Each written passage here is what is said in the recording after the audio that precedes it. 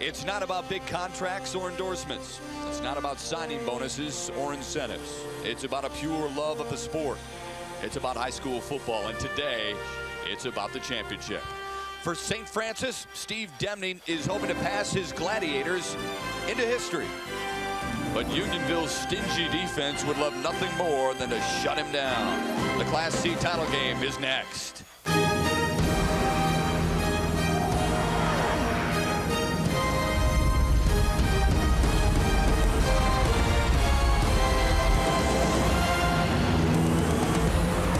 It is all about school pride as well, and nowhere do you find more pride than maybe at the high school level. The Pontiac Silverdome, the pinnacle of every high school football player's career to try and wear a championship ring. The Traverse City St. Francis Gladiators and Unionville-Sebewaing Patriots have earned that right to fight, scratch, and claw for the Class C title game. How you doing, everybody? Welcome back to the Pontiac Silverdome. Glad you're with us on Fox Sports Detroit for the Class C title matchup. My name is Matt Shepard, along with my partner, Rob Rubik, the former Lions great tight end, the former standout tight end at Grand Valley State. Teams take different paths to get here. St. Francis have taken a path on the right arm of a kid who probably wasn't supposed to start this season on the varsity level. Sophomore quarterback Steve Demning is thrown in the mix, much as another young quarterback we've seen at the Pontiac Silverdome, Charlie Batch, this season for the Lions. Yeah. Only a sophomore, wasn't expected to start, expected to be on the junior varsity club this year, but has shown because of some unforeseen circumstances that he could step up to the plate, and he's shown poise and determination this entire season, leading the Gladiators all the way to the Pontiac Silverdome. Larry Sellers very surprised at the poise and the leadership capabilities that this kid has as a sophomore. Meanwhile, USA has chosen a different route. They've decided to go with defense. They've only given up 55 points all season long. That's getting it done. Unbelievable. You're talking about a tenacious, swarming defense.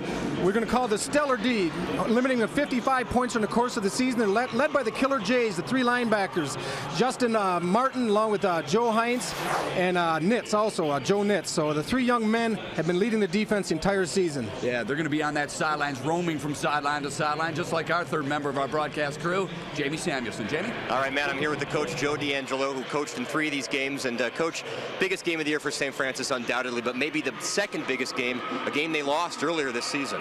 Jamie, sometimes teams learn more from a loss than they do a win. And in this case, St. Francis realized that they had to become a more tougher, aggressive football team after that loss to Muskegon Catholic Central. They are that kind of team right now. Sebewaing, they come from the thumb, so you can probably predict what kind of offense they're going to run, and it's a tough one to stop. Wing T offense, that's what you see in the thumb area, and this is what Sebewaing's going to run, their version of it.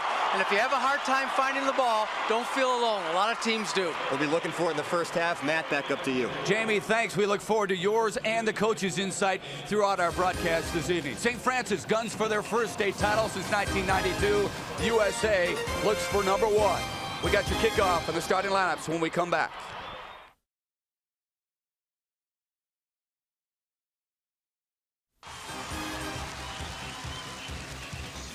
High school football on Fox Sports Detroit is brought to you by the Detroit Free Press. For top coverage of preps and professional sports, turn to the pages of one of the nation's top sports sections.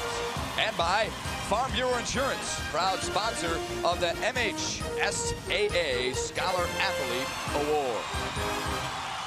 Welcome back to the Pontiac Silverdome. Matt Shepard along with Rob Rubik. We look forward to bringing you this Class C championship ball game between Unionville-Sebewaing, we'll term them as USA throughout the broadcast, and St. Francis of Traverse City.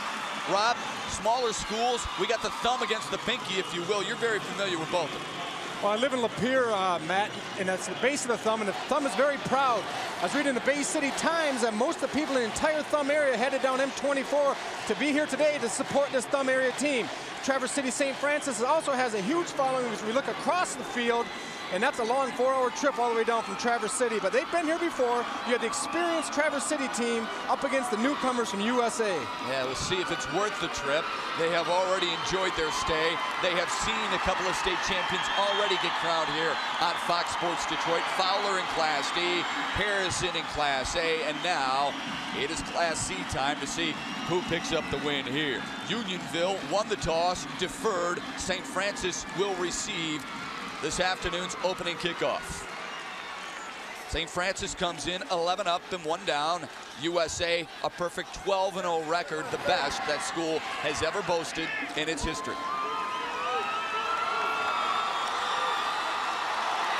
Tim Travis above, almost well above the 500 level as a head coach. Brian Beckwith back deep to receive the opening kickoff. On a squib at the 10. Big popping going on down there. Some nice coverage on the opening kickoff by the Patriots.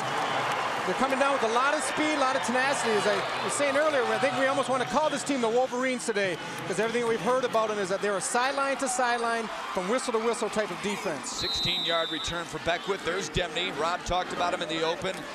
Very poised for just a sophomore. He's thrown for over 450 yards, but more importantly, completes 66% of his passes. His father played at St. Francis. He's looking to do something his father could never do, and that's pick up a championship crown. Little start on the ground. And a pickup of 2. We'll show you that Traverse City St. Francis offensive line that averages 220 pounds. Led by the right tackle, Ben Beckwith, who broke his leg last year and has rebounded very, very well. He's number 62. He'll be paving the way. Devin Quinn, number 21, who had that carry, an all-stater. 2nd down and 8. Demney wants to throw. He's got a man open. Just off the fingertips. Ben Carlson had his man beat, but couldn't bring it in. They come out and run a little play-action pass, and the key to this, what makes it go, is that the offensive line really aggressively comes off the ball. As you can watch the offensive linemen, they show block like they're running a running play, but Demney goes back on the play action, delivers the ball just out of the reach of Carlson. Now, Coach Sellers coming out trying to set the tempo a little bit, going into the air early. Yeah, mixing it up a little bit. Starts on the ground, then goes through the air, trying to keep the Patriots defense off balance. 3rd and long for St. Francis. They will work out the split backfield.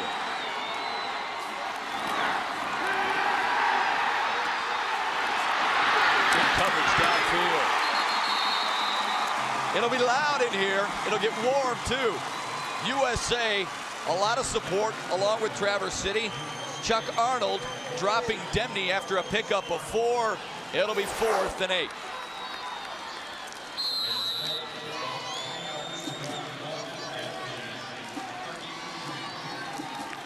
Traverse City offense averaging better than 36 points a game. They're not used to punting the ball away. Brian Beckwith will, though. And when he does, he's good. He averages 44 yards a kick. Have a line drive. Taken by, actually, Kevin Vermash. We'll watch it roll down toward the 20-yard line. A kind roll for St. Francis. Great punt. More importantly, no return by Vermash, a kid you like an awful lot. The kid can get the job done on the ground. Kevin Vermash is pretty much a complete player for USA. He's the starting running back, the starting safety. He returns punts, return kicks, punts and kicks. He does nothing but sell popcorn at halftime. We come out here, we got the quarterback, Josh Hahn. Josh also, as Demney, is a good leader. He's tough and gritty, looks to run the ball, but he also will put it up if he has to. Looking at a 1st and 10, ball resting on the 17-yard line. All kinds of movement. Rob talked about that in the open, too. The kind of offense this team runs, and St. Francis will have to get used to it. Troy Vermash, the brother of Kevin, taking the handoff there. The offensive line, small, but a pleasant surprise because they have performed so very well. The average is 207. Hard Hair is the strongest and quickest he has been in the last 2 years. John Kemp on that left tackle position. 1st year of football since a freshman. He's been working a family business for the past few years. And then Kevin Vermash, the kid who set a school record with over 1,600 yards on the ground in a season. Into the first man through, Troy Vermash. Close to a 1st down. Troy Vermash had over 1,100 yards. I mean, the Vermash brothers on the ground combined for better than 2,700 yards. A pickup of 5, and the first down is drawn by USA. And the way they got the first down is exactly what we knew we'd see from Coach Travis and the Patriots. They came out and started pounding the ball. They come on their full house tee, and they're just going to pound the ball at you, and they try to get you on a little first and second down play action.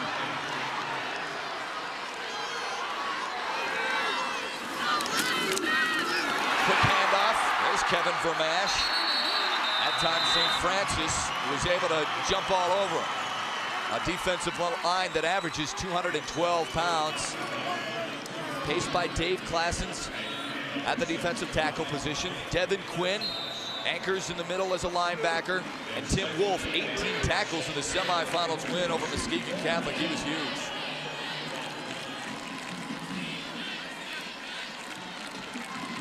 Second down and 7, ball resting on the 31-yard line. Just underway here in the Class C championship ball game. And off to Kevin Vermash. And again, they're popping down there, Rob Rulick. Nothing fancy, they're just coming out. Everyone's doing straight ahead zone blocking. They're firing off the ball. And all 3 of the running backs in the full house tee come fire off straight ahead. There's look at Devin Quinn, the intense hitter. And Devin, we got to make sure we keep his name. I've been told by a lot of people from Traverse City, it's not Devon. I played a young man named Devon Mitchell in this very dome. So if I screwed up, they have to apologize to his parents before I even do it. Not so far. Devin Quinn will move sideline to sideline. Great lateral movement on this kid. Option right side. Vermash cutting across that grain, looking and sniffing out that first down yard marker. Again, Quinn in on a tackle there, but not before the Patriots pick up their second straight first down. Here it is. This time they fake to the first man. They're going to run a little option, something that Traverse City hasn't seen. The pitch back to Vermash, but it was pretty well defended. It does pick up the first down, but it's not a big play that can hurt Traverse City. But on the other end, it keeps USA's drive going. Just a junior, and Vermash will have a chance to break his own school record next season. Quick handoff to the first man through, Troy Vermash. And again, they're getting some pretty good yardage on that first crack at it, aren't they, Rob? This is my first look at a full house tee in quite a few years. I'm used to the wing tee. The wing tee is much more deceptive, a lot of counter, misdirection, crossing action in the backfield. This is pretty much all 3 backs head straight ahead. It's just the quarterback's going to hand it to one of them. The line just fires off straight, as you stated, Matt, and they just try to get a little bit of movement. The back tries to find the crease. And each time they run successfully on first down, pick up those 4 or 5 yards, that means that Josh Hahn doesn't really have to throw the ball. He doesn't throw the ball very often. Coach Shepard's exactly right. He's got it. Quarterback has it near side. Dave Classens on the tackle. This is what you were talking about, a lot of deception involved here. Well, this is the first time we've seen any of the counter action take place with some play fakes in the backfield of the backs crossing. What broke the play down, though, was Classens was disciplined, number 72, and he stays home. There's a fake dive, and he rolls out. Classens not supposed to be there. He's supposed to suck in on the fake dive, but he was well coached by Coach Larry Sellers, and he stayed home, and the play broke down. Got to stay in your lanes and be, as you said, very disciplined on that defensive line when you're facing this type of offense. If you start chasing backs, instead of staying home and doing your position, doing your assignment, you're going to be chasing ghosts. You're going to be coming through without the ball. You're going to be tackling people who don't have the football, and you're going to be out of position, and the man who does have the football is going to be 40 yards down the field. Now a big 3rd and 6 play for the Patriots at their own 41-yard line. Give it to the workhorse, Kevin Vermash, but he's stuffed out by St. Francis, and that'll bring up a 4th and long. This is something new that we haven't seen so far today. A little bit of a toss out of the full house tee. And let's take a look at the guard, the right guard, number 62. He'll pull on the play. And also the left guard, they try to get some people out in front. But what breaks the play down, once again, is discipline by the defense of St. Francis. Number 61, Adriano Boza, stayed home and did a great job forcing the punt. Vermash will stay into punt. Big booming kick. Fair catch by Beckwith at the 24-yard line. Each offense has had a crack at it. Patriots had a couple of first downs. Now St. Francis tries to make some adjustments. We're scoreless at 5.5 of the first.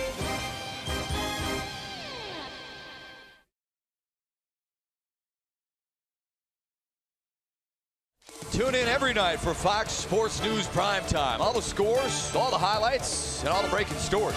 Covering your home teams 7 nights a week. We are there.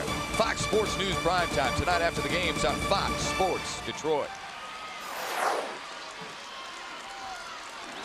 Pontiac Silverdome, year in and year out, gets packed to the gills with folks coming from all over the state to cheer on their favorite high school football team. St. Francis and Unionville-Sebewaing are here in droves to see if their clubs can pick up a crown. We are scoreless, 5.5 through the first quarter of play. St. Francis with their second offensive possession. Little counter for Steve Demney. Not going anywhere. USA sniffed that out immediately. We're going to watch here on the replay, Matt. It's going to take you to place a little cross action. The left guard for Traverse City, I think that's Joe Rottola, number 65. He's going to pull, and the center's going to block back. Right here, let's watch the left guard, or I'm sorry, he's going to come right through here. Don't look at the first back, watch the second back, because the guard's going to take you to the football. And what they're trying to do in that type of offense is if the linebackers start looking into the backfield instead of reading the guards first, they're going to get lost. No loss of a yard there, but still 2nd down and 10 and a long way to go. Quinn, left side. Following that left side of the offense, Hines and Rottola, an offensive line pushing well over 200 and get the job done all year long. Devin Quinn, the all-stater, the fullback. Guy who missed most of his junior year with a bad back and has come back with a vengeance. And has been the workhorse for St. Francis. 3rd down and 7. Option far side. Beckwith's got the first down. Boy, nice job by Demney. Really held on to it to the last minute. Faked it to his up man and pulled it inside. Gave it to his speedy Beckwith on the outside to pick up 11. And what really helps make the play is a heads-up, intelligent play by the receiver, Ben Carlson, number 7. Here you see the play fake, but Carlson is a split and stock blocking, but what the best block is when he doesn't make, because if he makes that block, it's going to be in the back, it's going to be called back. He doesn't make the block, and they're still able to turn it up inside for a big gain. Yeah, realized his guy was over-pursuing on the play, so he backed off. 1st and 10, first time St. Francis has moved the chains. There's another big run. Ben Carlson close to another 1st down. Traverse City coming out early and really starting to pound the ball at USA, establishing the running game. Coach Sellers, he's an old-time coach, 25 years.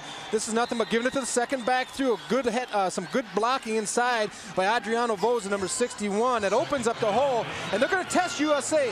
We've talked about how tenacious and how they run sideline to sideline, Matt. Well, let's see how they take it when you pound it right up the middle on them, and you take advantage of the size that you have over them. Carlson's used to those big runs. He's had over 1,100 yards this season. Fumble. Patriots are all over. First turnover of the ball game, and momentum is shifting. Kyle Mowry hopped on that loose ball on the carpet, and we'll see what the Patriots can do with it now on offense. A big play for USA coming up on a short yardage play, and they came up and were able to knock the ball loose.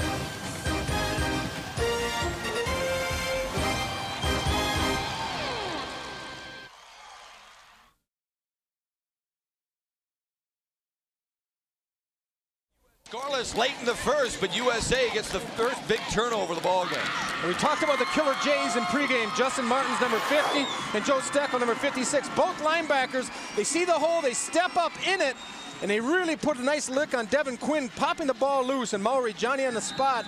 And that's the first big play of the game, a turnover in favor of the Patriots. Inside St. Francis territory. And out of the I formation now. Pitch back to Kevin Vermash. Mashed some heads there and picked up about 4 or 5. Let me ask you something, Rob. Looks like a different football they're using out there. Is it? Yeah, it is a different football. It's a rubber football that Traverse City uses and a leather football that USA uses. We're going to look at the replay here. What breaks us down is number 21, Devin Quinn, gets excellent penetration and allowing Carlson to come up and make the play. Get another angle at it. Number 7, Carlson, able to hang on to Vermash. I think we're going to see that a lot today. The first tackler will not take Vermash down all the time. He's a workhorse, and he runs like a thoroughbred, too.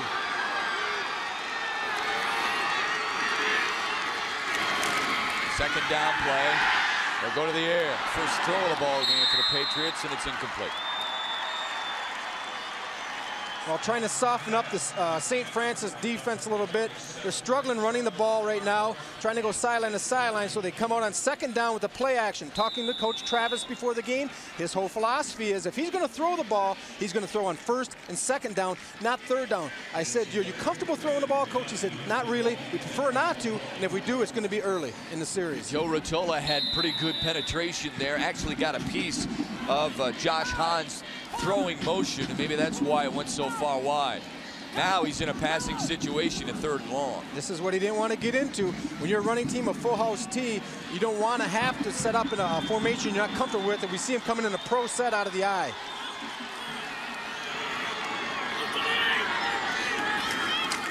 Inside handoff. Troy Vermash.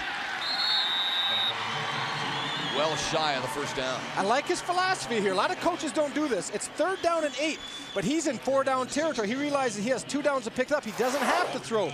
And once again, let's watch the right guard's going to pull. Number 62, Curtis Vargo, pulls, and that's where the ball comes, right behind Vargo. And I like his philosophy. As I stated earlier, Matt, he doesn't have to throw on 3rd and 8. On your running full house T team, he knows he has 2 plays to pick it up. He picks up 4, now he's got 4th and 4. Jason Newman on the tackle there, so as Rob said, a 4th and 4 situation. As the time winds down toward the end of the first quarter. A buck and a half left to go. Kevin Vermash, big hole. Closed quickly by St. Francis, but I believe he got enough for the first down. We're going to see why this play is successful. There's no doubt. You watch the 3 men, Stecco, Hare, and Vargo, from guard to guard. Watch the push they get up front. They're just absolutely pushing the front of St. Francis, and also nice job by the tight end, Chuck Arnold. And that's when you get that push and you start winning and you start moving that defensive line back inches by inches to feet, you're going to win the ball game. And right now, USA has this St. Francis defense on their heels a little bit. Yeah, you know you're in trouble when St. Francis is relying on their safety, Tim Wolf, to come up and make the stop. Vermash only 5 yards deep. Big penetration. Nice play by Josh Hines. Oh, that's what it's all about. His guy. That's what it's all about. Number 63 in the dome, Matt. He's here, he's fired up, and he makes a big-time play, beating his man one-on-one here. Hines, we see him, he's going to, he actually kind of cuts underneath and gets into the backfield to stop. And I'm not sure if that was a slanting type of front defense that we saw that time or not. I missed it.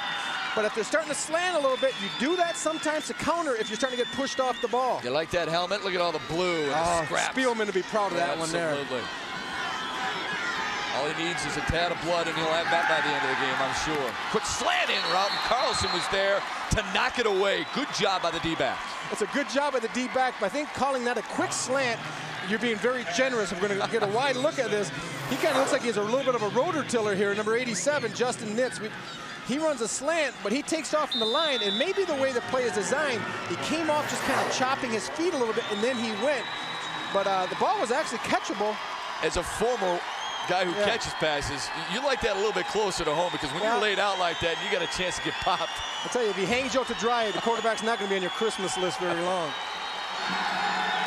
He will be if Josh Hahn can pick up the win here today. All kinds of movement.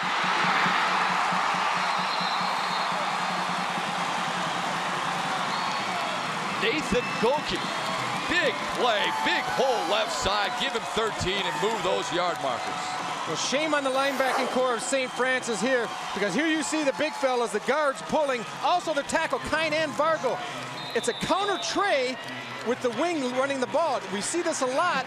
Here it is. Look at the guards coming, 67. 62 actually blocked back, but a nice kick-out block on Jason Newman, number 72, by Vargo.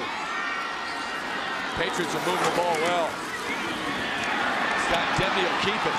They tried the same thing, but Demney kept it that time. That's exactly right, Matt. They run the same play, the same action, except this time they're going to pull the left guard, and they fake the ball on the wing counter. Here's the thing, it's very difficult to prep for a team like this because not many run it. Right now, USA is running it to perfection. When we come back, they'll get another shot at it. Ball resting on the 15. We're scoreless, but that could change quickly on Fox Sports Detroit.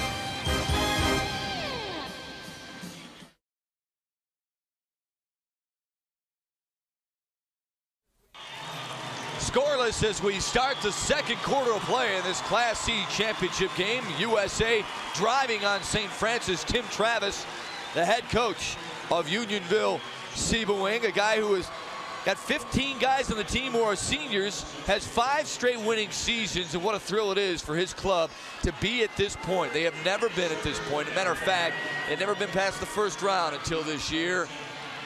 Licking their chops at a 2nd down and 6 at the 15-yard line.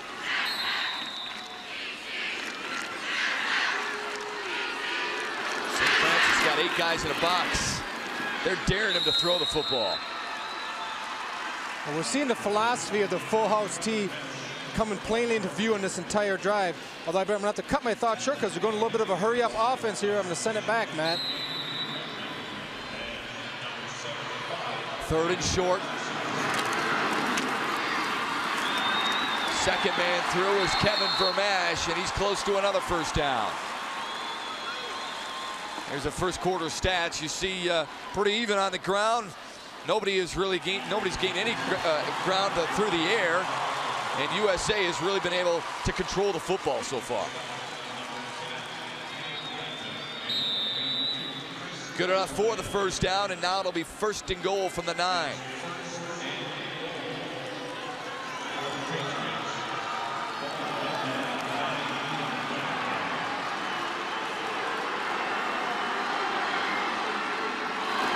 Out of the eye. Vermash crossed the grain, close to the 5, dropped by Quinn.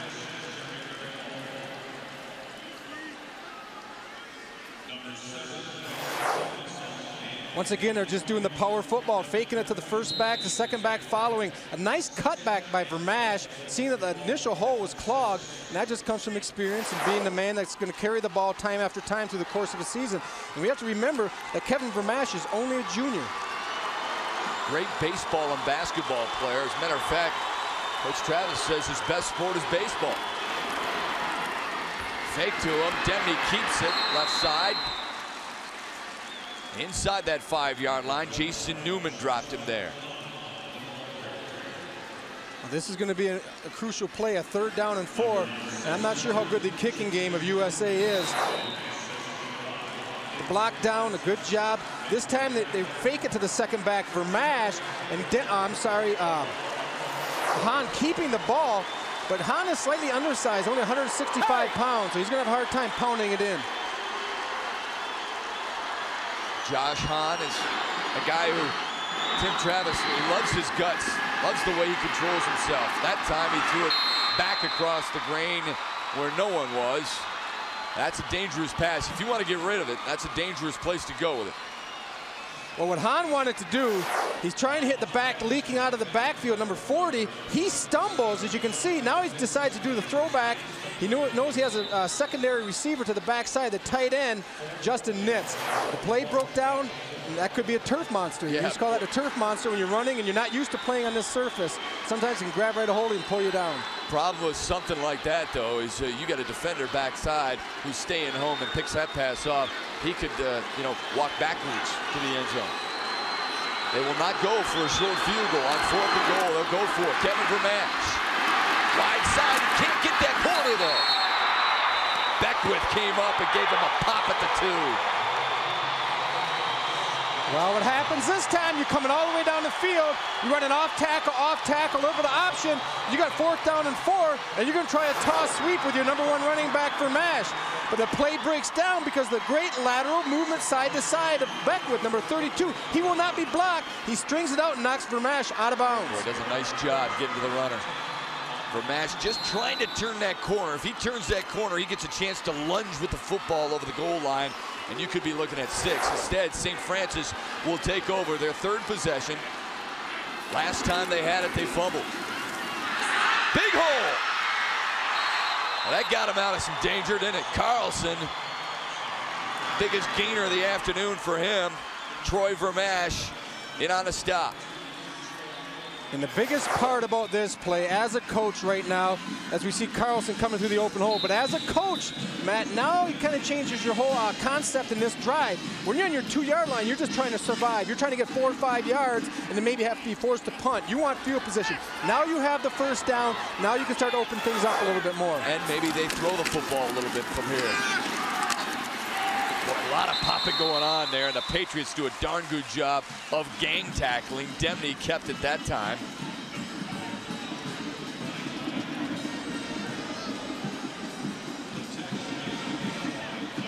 Beckwith limping a little bit back to the huddle. Talked about the difference in footballs, Rob. This one doesn't look like your traditional. It's really more like a leather, right? Well, this is this one here's a North Country football. It's the rubber football that Traverse City St. Francis is using. Because of the climate up north, you go through so many footballs, it's not economically sound for a program to use leather because you keep wasting them. Here, you know it's going to be good in any condition. Easier to throw for a quarterback as well. It has higher laces. Devin Quinn muscling his way toward another first down. Now, that sounds like it's coming from a former quarterback almost. I don't know. He has higher laces. I never knew what the laces were like. They just, I just tried to look at them. They always say, look at the laces coming in, but I could never really see them, especially once you start playing at this level, you're usually getting hit in the back when the ball's coming. Nice shot of Coach Sellers on the sideline. Occasionally, you will hear Larry Sellers very clearly as you hear us. He is mic'd down on the sidelines for us. Looking at his offense, staring at a 3rd and 4. Nice job by the USA defense. Didn't buy on the fake. Curtis Vargo in on a tackle, and that'll bring up a 4th and 5, a loss of 2. USA is really coming off the ball now and firing off low. I think early in the game they were standing up a little bit, and that's why Traverse City was having a little more success. Now they're coming off flat back. They're coming off low, trying to create piles and let their linebackers clean it up.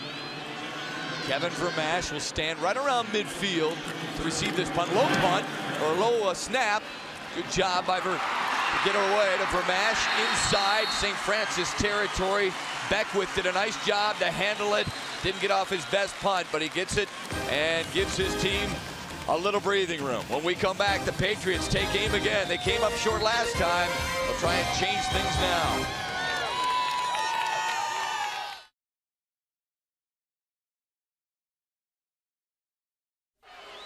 We figured it would be a defensive battle, and that's exactly what we got. 7.5 left to go in the first half, and we're scoreless in the Class C championship game. On the next edition of Red Wings Weekly, hear about the new book by a local author titled A Wing and a Prayer, and get an update on the injury rehab of center Brent Gilchrist. That, highlights, and more on Red Wings Weekly, hosted by John Keating tomorrow at a special time, 4:30 on Fox Sports Detroit.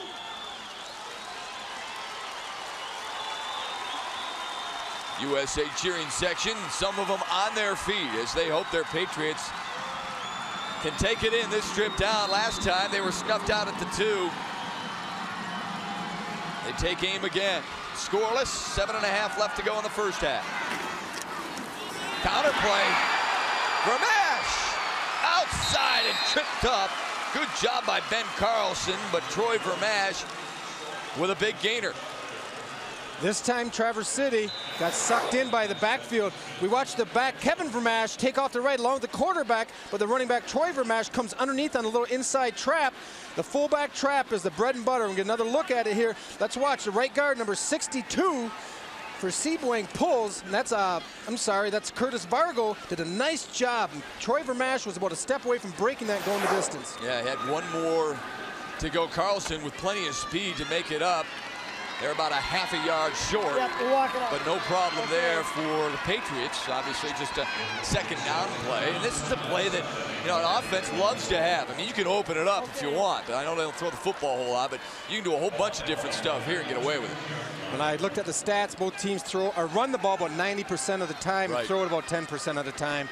So I'm not sure. They may put it up here, but they know that you're pounding the ball at them. Sometimes coaches can overcoach themselves. Let's say you go to throw it up here and you get a sack, and that screws up the whole rhythm of their drive that you have going. So let's see what Coach Travis does right here on 2nd and short. That's why the line play is so vital in this football game. They're going to throw it. He's got his man. Great catch. Touchdown.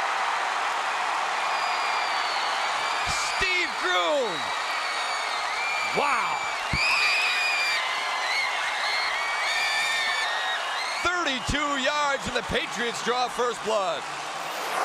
Steve Groom, number 40, sneaks out of the backfield. Here we can look at Hahn, and nice steps into the throw well. The ball wobbles a little bit on him, but the important thing is it's right into the hands. What a great adjustment by Groom. And that's a tough pass to catch. That's a double barrel. But you made the call, Coach. Here, you know, I'm supposed to be the analyst, and you're the one that calls the play action pass on 2nd and short. Now they'll go for 2. Hahn, got it. Josh Hahn's 8th touchdown pass of the season. 30-plus yards to Groom, and the Patriots are on the board. 8-0 with 6:56 left. We'll see how St. Francis responds when we come back.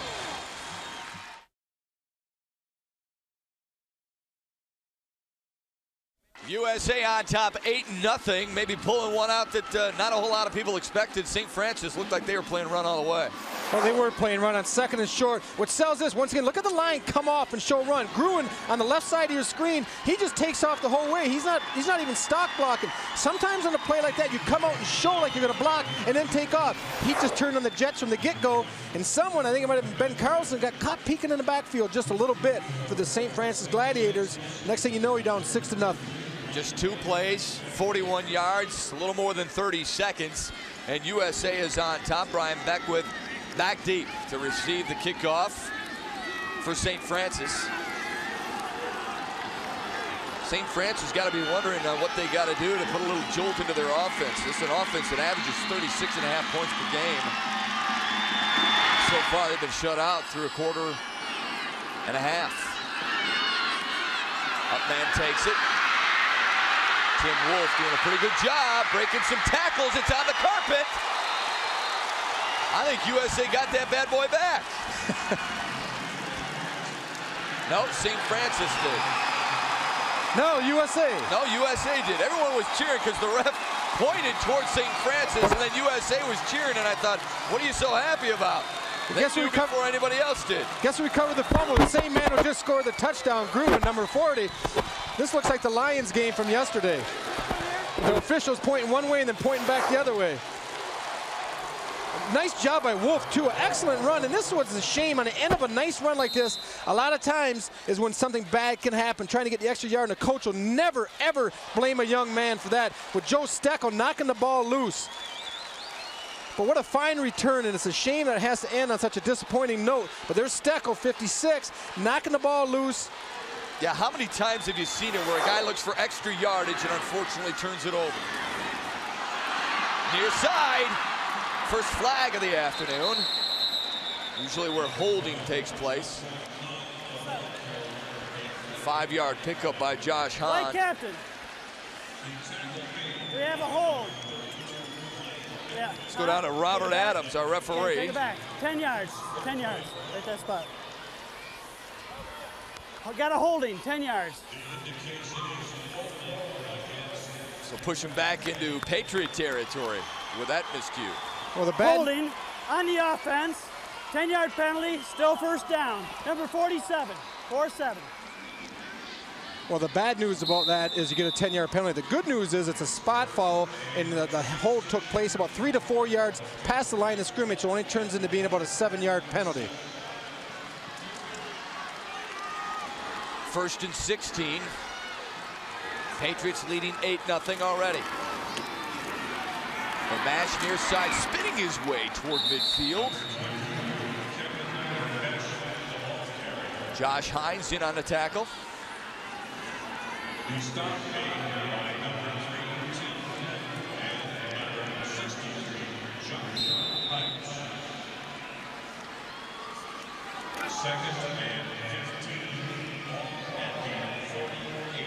They give him one, so it'll bring up a 2nd down and long. And we already know USA can throw the ball. An obvious passing situation here, but maybe they keep it on the ground. Double wide out set on the far side. Kevin Vermash is in motion. They'll throw. Quick flat or quick out toss near side, and they'll say it is incomplete. Has to skip down that Silverdome turf. But that ended up being a little bit quicker pass than Coach Travis really intended it to be because of pressure of number 82, Chris O'Brien. We see the ball bouncing well short of Kevin Vermash. And the reason it fell well short, once again, Chris O'Brien, number 82, was in Hahn's face. And that's what you're looking for from your defensive end. It's kind of a double-edged sword. You want him to get penetration. You want him to work upfield. But in high school, he's also in charge of contain. So they can't be too aggressive where they're going to let the quarterback get outside them. Now 3rd and long. Troy Vermash. Far side. He kicks it to the outside. Turns the corner. Good job by Beckwith to drag him down from behind just before he gets to that first down marker. Well, that's a play they've had a lot of success with, where the quarterback and the tailback both go to the right, and they just watch Kevin, number 20, takes off the right. And there's a fullback trap inside. Curtis Vargo, excellent kickoff block. And it's a simple play, but it's the bread and butter play of the full tee. The full house tee is the fullback trap. We're gonna have a team called Montrose here tomorrow night, and they run the veer. The bread and butter play is fullback trap. On occasion, they will even fake out our camera guys who are the best in the business. Beckwith came all the way from the far side to drop it. Look at that hit! Carlson came up and drilled Hahn right near that first down yard marker. I don't think he got it. Carlson will have to go to the bench. He paid the price there. We're talking about some speed, and we're talking aggression right here on Carlson's behalf, because it looks like Hahn's going to pick up the first down. It's a double belly again. He pulls it outside the lead back, Goki, and right there we see Carlson flying up, selling out for the team, and that's what you look for. And that's why these two teams are here, Matt, making plays like this throughout the course of a season. The bad news is that Ben got shaken up a little bit on the play. Yeah, I think he did a great job of recognizing where the ball was. Counter. Wolf. Shows a lot of guts on Larry Sellers' part to give it right back to Tim Wolf, the guy who fumbled the last kickoff. Gives it to him, and he picks up a couple. When you have that type of effort, it's a lot easier to back your players when something happens negative because of an effort play.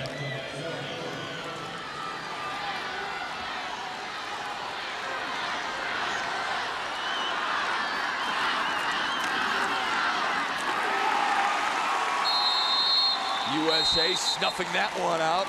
Little gain, if any. Well, that play is only going to work as long as the guards can make movement. That time they pull the right guard, Adriano Voza, but Adriano got stuffed in the hole. Good job, I think it was Trevor Myers, number 73, stuffing Adriano. And then once you know those guards are coming all the time, you start building a fort, you start getting your feet in cement as your defensive tackles, because you got to close down that hole. 3rd down and 7 for St. Francis. Trying to drive into Patriot territory. They have been playing in the middle of the field all evening long. There's a mix-up. Now Demi under pressure, and he's down.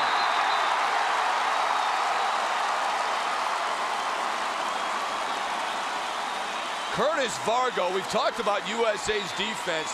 Again, it's just given up 55 points all season long. A lot of pressure on Demi for the first time. They drop him for a loss of 12.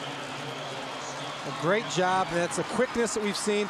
Undersized, extremely quick, and they really pursue. There's Vargo coming in, finishing the play off, and that can really build a lot of excitement, and we'll see if USA's offense can feed off of that type of excitement. Brian Beckwith standing at his own 15-yard line for another punt. Gets this one away, a low line drive. Vermash can return it. It touched him. Good coverage by St. Francis, and they wrap him up. Tim Wolf at the 25-yard line.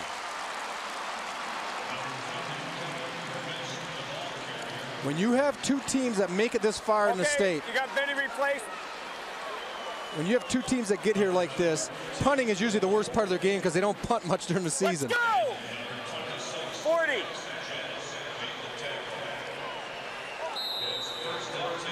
Okay, what's with Ben? Larry Sellers trying to figure out what's with Ben Carlson. Carlson, very important on offense, but defensively too. He was not out there for this St. Francis defense. Injured on the last series.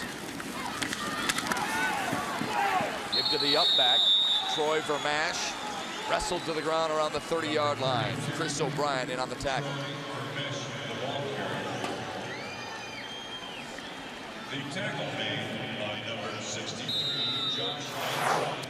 Troy Vermash, the lesser known of the two brothers. Kevin getting most of the accolades this year. As Matt pointed out, over 1,000 yards during the season. And when you have a 1-2 punch like that on offense, it's really tough to defend because you just can't key on the one back. He averages 7 yards per carry, and already tonight has done a nice job. He gets it again. He's got some room. Again, maybe one block away from turning that corner and springing it. Chris O'Brien and Tim Wolf tracked him down. Enough traffic for him to catch up to him, but a first down, USA. Let's see what Troy Vermash is made of. A little bit of patience. It's a counter. He has to wait for the pulling guard, Joe Steckel, showing some kind of Robert Smith type moves there, that long type of running stride, getting everything they could get out of it. Also in that same play, they sent Kevin Vermash, the tailback, in wide motion to the left, which pulled out one of the linebackers, enabled Troy Vermash to have a bigger hole to run through. First and 10, they want to throw. Hahn, crushed the middle, complete and close to another first down. Nate Goki with his first reception of the evening. Coming out in a slot left formation, Hahn just drops back a little straight, not even a play action, and he runs a slant with the wide receiver coming in from the slot position. Goki, a nice job making a catch for the first down, taking a punishment. They were in a cover 2 where the safeties have halves, and there's a soft area underneath them, and he found it. On 2 and 6 for over 40 yards. Now a counter. Room far side. Good balance up to get toward the 40-yard lines and get some positive yardage out of it. Ben Carlson back into the ballgame for St. Francis. Jason Newman and Dave Klassens in on the tackle there. Just over a minute to go. 1:03 to be exact. Got a timeout on the field. The Patriots on top of the Gladiators, 8-0. And USA is on their feet. They only have like 23, 25 players on their football team, USA. A lot of guys go both ways. Tim Travis was telling us earlier in the week that we chose not to go up and bring a lot of sophomores up. We got blood. We got blood. Lynn! Lynn! Lynn! Lynn! Wait till the ref seat, otherwise I gotta stay out.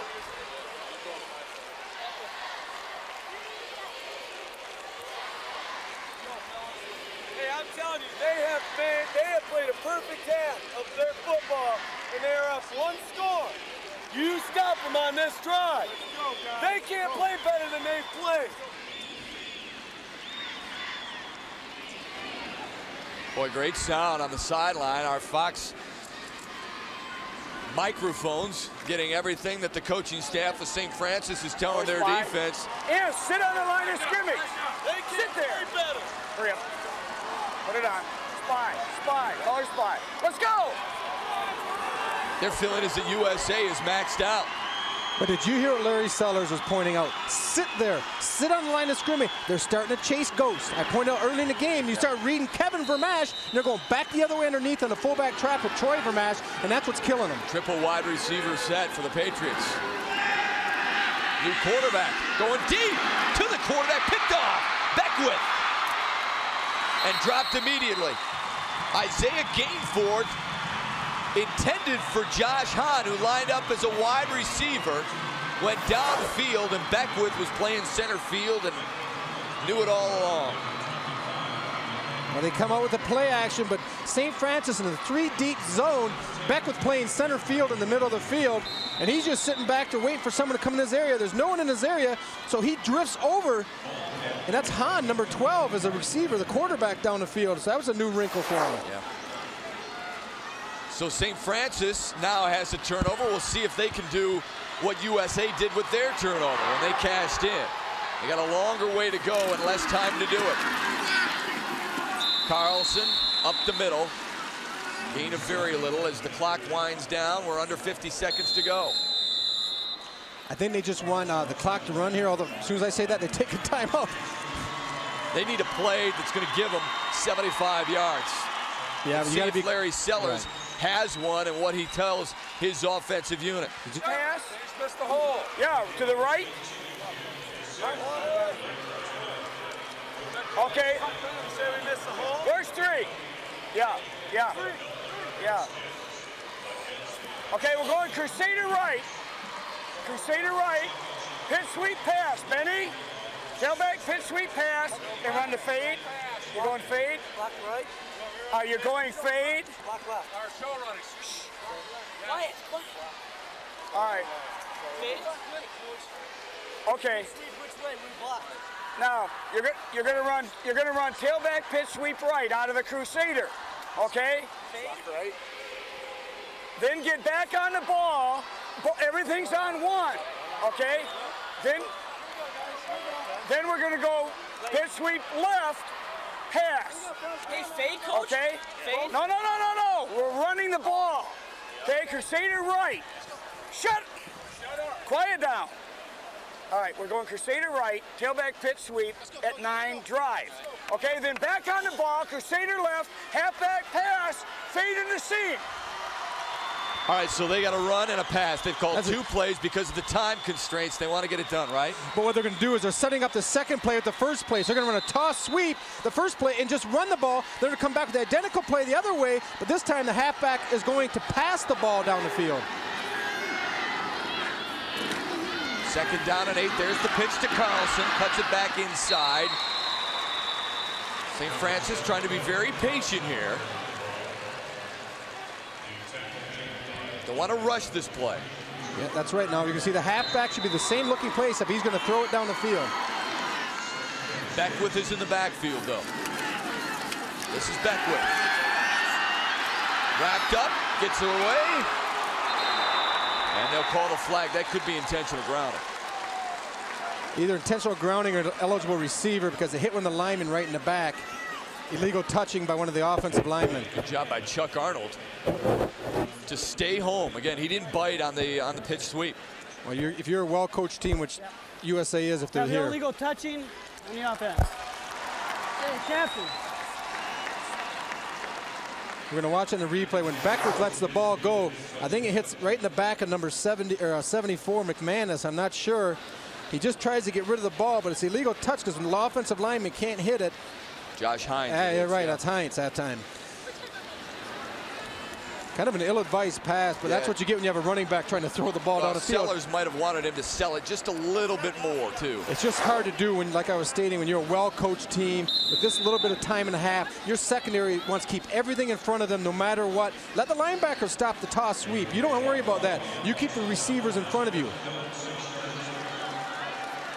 St. Francis has got to be shell-shocked to a certain extent. I mean, this is a team that has scored 55 points in a game this year. They scored 35 points in the second half in the last game versus Point City in the district.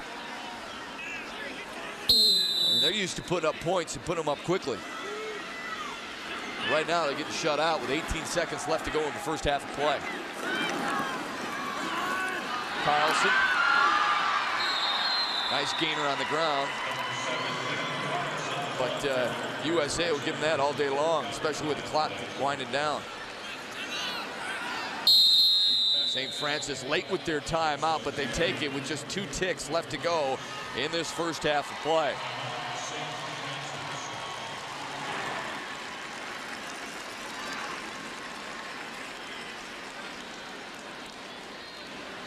Stick around with us at the half. We'll talk about small-town football. It is throughout the state of Michigan, but they get the job done, and you see a lot of schools coming from small towns here to the Dome in November. We'll have your first half stats and highlights, and we'll get our analysis from Ron Brubeck, and we'll go down to the sidelines as well. I'd like to be in the mind of Coach Larry Sellers right now. Here's the coach looking at Tim Travis, the head coach of USA. I'm not sure why he'd be calling timeout with 2 seconds to go in the half, because you got to believe they're going to keep everything in front of them, and you're on your own 28-yard line. You want anything negative to happen. It's 8-0 right now. You're in a game. I mean, you're not out of this game by any means. When you have a high-powered offense, as the Gladiators have, as you stated, you're never out of a game. And right now, with 2 seconds to go in the half, I'm not sure a lot of good things can happen, and this might just be something to have his kids just make sure they protect the ball. Yeah, cut your losses. You figure, hey, we're down only a score. Why try to make something happen? Although, on the other hand, if you're going to call a timeout, you might as well devise a play. Debney, who's been very quiet so far in this first half. Offense hasn't been able to move the ball very well at all. Big play for Quinn. Devin Quinn, near side. Stutter step move and driven out of bounds. Needed a little more time on the clock. More than 2 seconds. A nice gainer, but he and his Gladiators go to the break. Down 8-0. The Patriots on top. Here's the pickup of 38 to end the half. Nothing but a draw. They got him spread out. It's a type of play. It really pads your stats before half, but it's not going to go the distance. When USA had an umbrella in their secondary, 3 or 4 guys 25 yards down the field, it looks good for the first 25 yards. Then all of a sudden that pursuit closes. Yeah, maybe it's something that they can build on here for the second half of play after picking up a big gainer like that. But you got to be concerned if you're St. Francis about their offense and about the lack of ability to move the football down the field. Meanwhile, if you're USA, you got to be loving what your defense is doing. Jamie Samuelson has Tim Travis on the sidelines. Jamie? Coach, we talked about an hour before the game about the nerves. Your players did not look nervous at all in that first half. No, I think they really settled in well now, and it was nice that defense got a chance to get on the field first and stop them on the opening possession. And offensive line doing a good job, and hopefully we can continue in the second half. You mentioned trying to open up their defense by maybe throwing the ball. You did that successfully on the touchdown. Yeah, that was just a great catch. Steve made a nice catch, and Josh a nice throw, and they're still bringing 8 people up, so it looks like that's what we have to do in the second half, too. All right, Coach, good luck there. We appreciate it. Matt, back up to you. Jamie, thank you. We look forward to the adjustments and what these guys are going to do at the break. Right now, USA has adjusted very well. Thank you very much. They lead at 8-0. We're back with more from the Pontiac Silverdome on Fox Sports Detroit.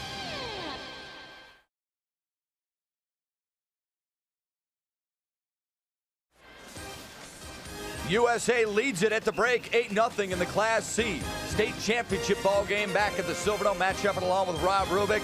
USA is better known for their defense. Right now, they're doubling up St. Francis offensively, over 160 yards, most of it through the air. Just 1 score so far, folks, and it comes on a 2nd and short.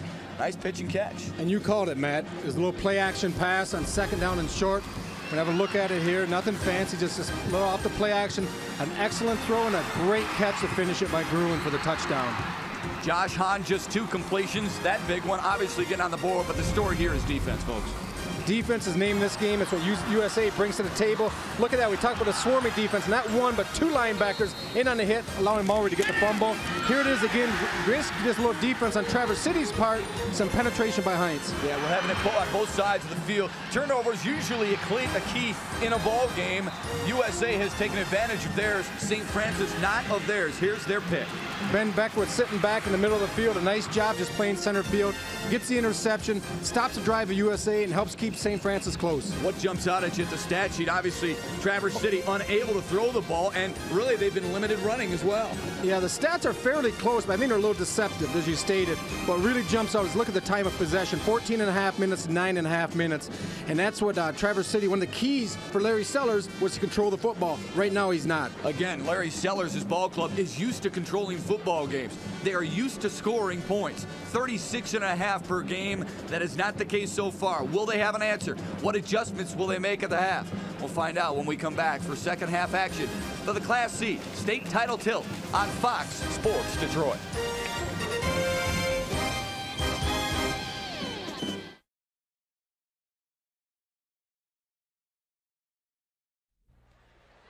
If Traverse City wants to boast their 3rd state championship, they got to climb back into it because they're down 8-0 right now to USA. Larry Sellers Ball Club won a state championship in '92. They also won the mythical Indy in 1974. They have also been to the state championship game in 1983 when they fell to DePores and Washawn Tate, who now stars for the University of Toledo. Welcome back to the Pontiac Silverdome. Welcome back on Fox Sports Detroit.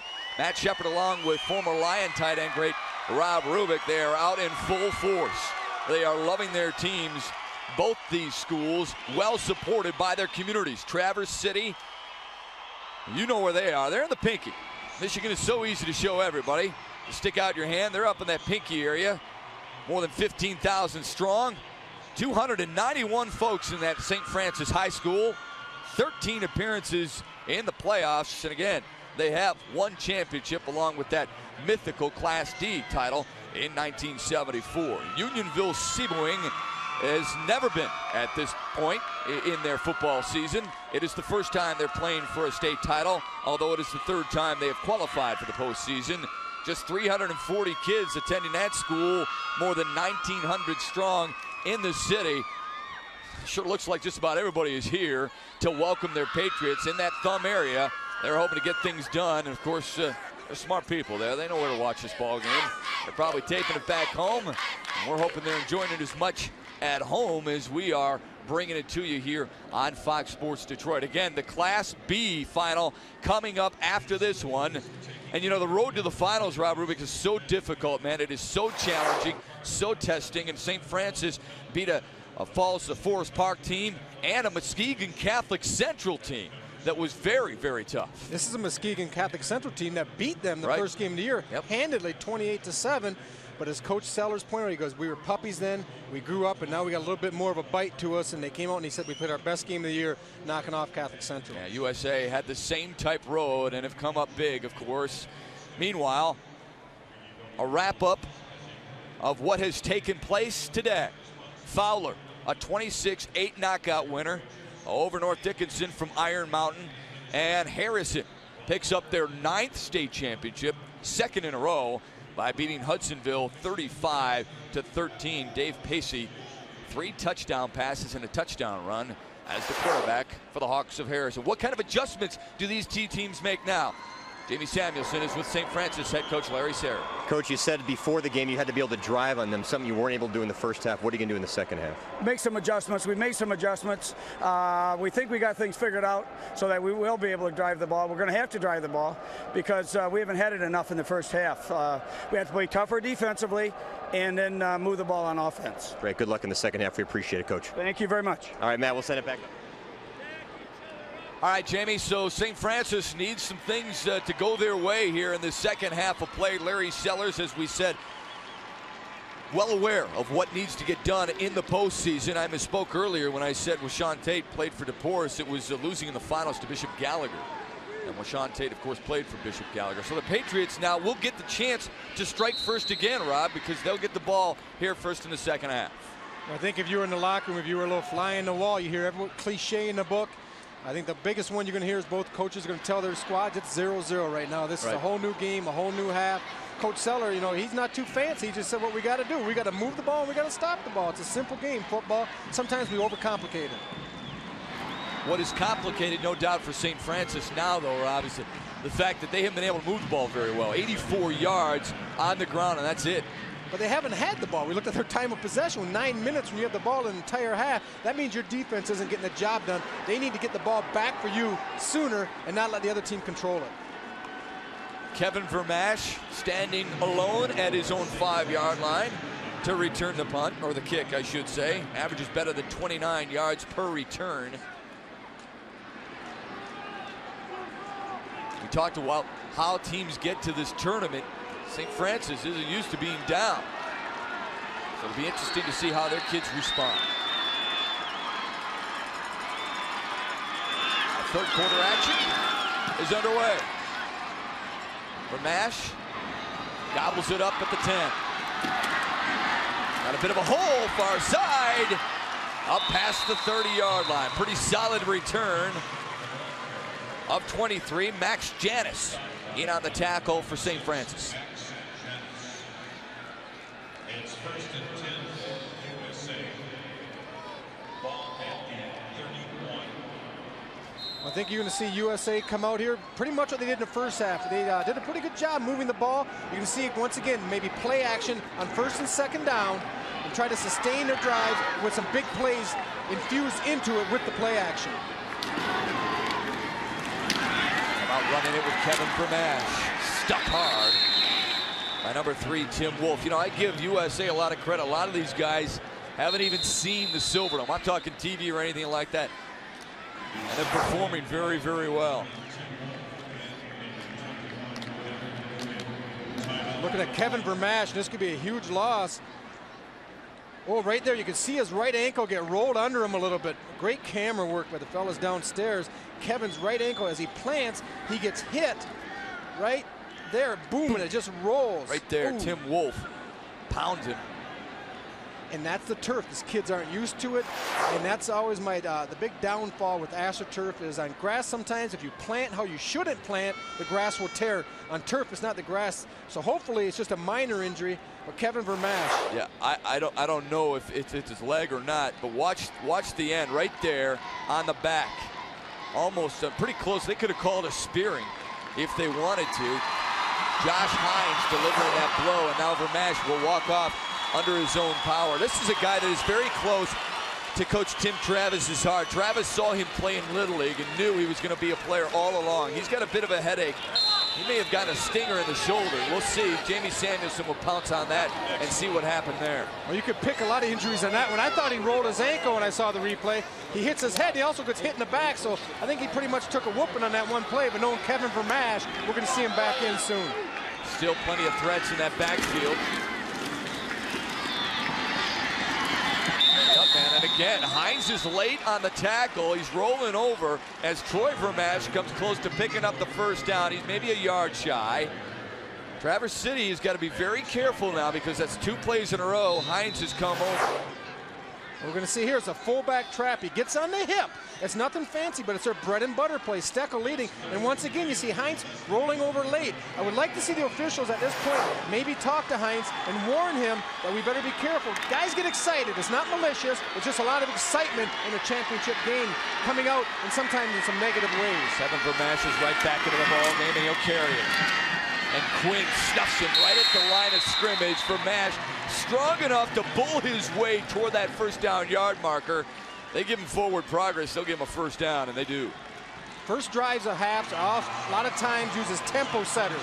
They're going to come out, start pounding the ball, use what you did in the first half, what you had success with, try to build that momentum that can take you through the second half. And we look at the rushing yards for the season. St. Francis with 375 a game, USA with 343 a game. Today, 83 and 127. Good defenses will stop good offenses. That has been the case so far today, hasn't it? Up back, Troy Vermash. Not a whole lot happening there. Joe Rottola in on the tackle from his linebacker position. And I'm sure USA would be very content in just chewing as much Silverdome clock as they possibly can, keeping it on the ground where they've been successful all afternoon and working their way down toward the goal line. You know, let's remember this too. They had it 4th and goal from about the 2-yard line early in this ball game, and they chose not to go for, they chose not to go for the field goal. They chose to go for it and were stopped.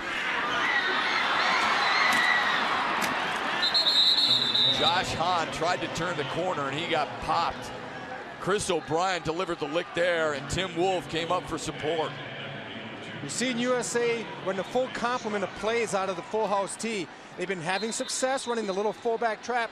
That's a counter play or complement play off the fullback trap where the quarterback fakes the trap and then he just does a naked boot coming out to the side. But Traverse City staying home, and that was a point of emphasis for Larry Sellers in the first half. We have to stay home, stay put, don't start chasing. Jamie Samuelson tells us that Kevin Vermash injured his left hand on that play. His brother Troy Vermash now trying to muscle his way toward midfield. Devin Quinn again on the tackle. Quinn an all-stater as a fullback, but as a linebacker, he doesn't have any equal here so far this evening. Devin Quinn, he has success here because he sits home. He's a middle linebacker. He doesn't bite the action of the backs going to the right. He stays home. When that fullback comes underneath on the trap, he's at home, and that's what you want. Disciplined linebackers. Brian Beckwith and Ben Carlson are back deep to receive the punt. Good kick. Beckwith fair catch at the 20. Took a little hop back, but gathered it in nicely. St. Francis gets their first crack in the second half action with their offense taking the field, and you saw the graphic earlier. They have been able to muster just 83 yards on the ground. And this for an offense that averages 343 on the ground.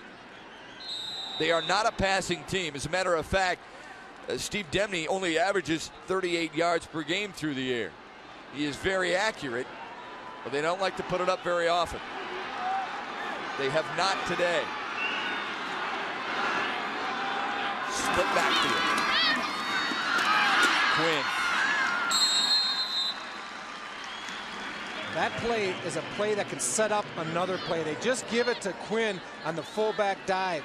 But you watch Demney when he came outside that time, Matt, there was a lot of open field, and that's the people upstairs on the headsets talking to Coach Sellers and saying, hey, if we can pull that maybe, they're starting to suck in, the linebackers are starting to get aggressive and bite down on that belly, and maybe they're going to see him pull it and do the little boot outside.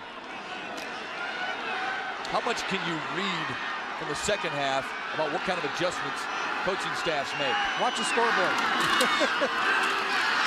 Carlson pushing his way toward a first down.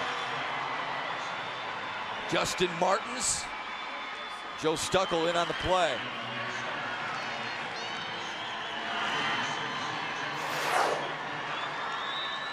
Traverse City is coming out with a tempo-setting drive. They did the same thing in the first half, running the ball, pounding the ball, but after about the first series, USA figured it out and really started pounding them back. Now they're coming out again in the second half. It looks like the adjustments that Coach Sellers made in the first half are paying off. They continue to pound it on the ground. They have only thrown the ball once, at least the quarterback has. Carlson on a trap.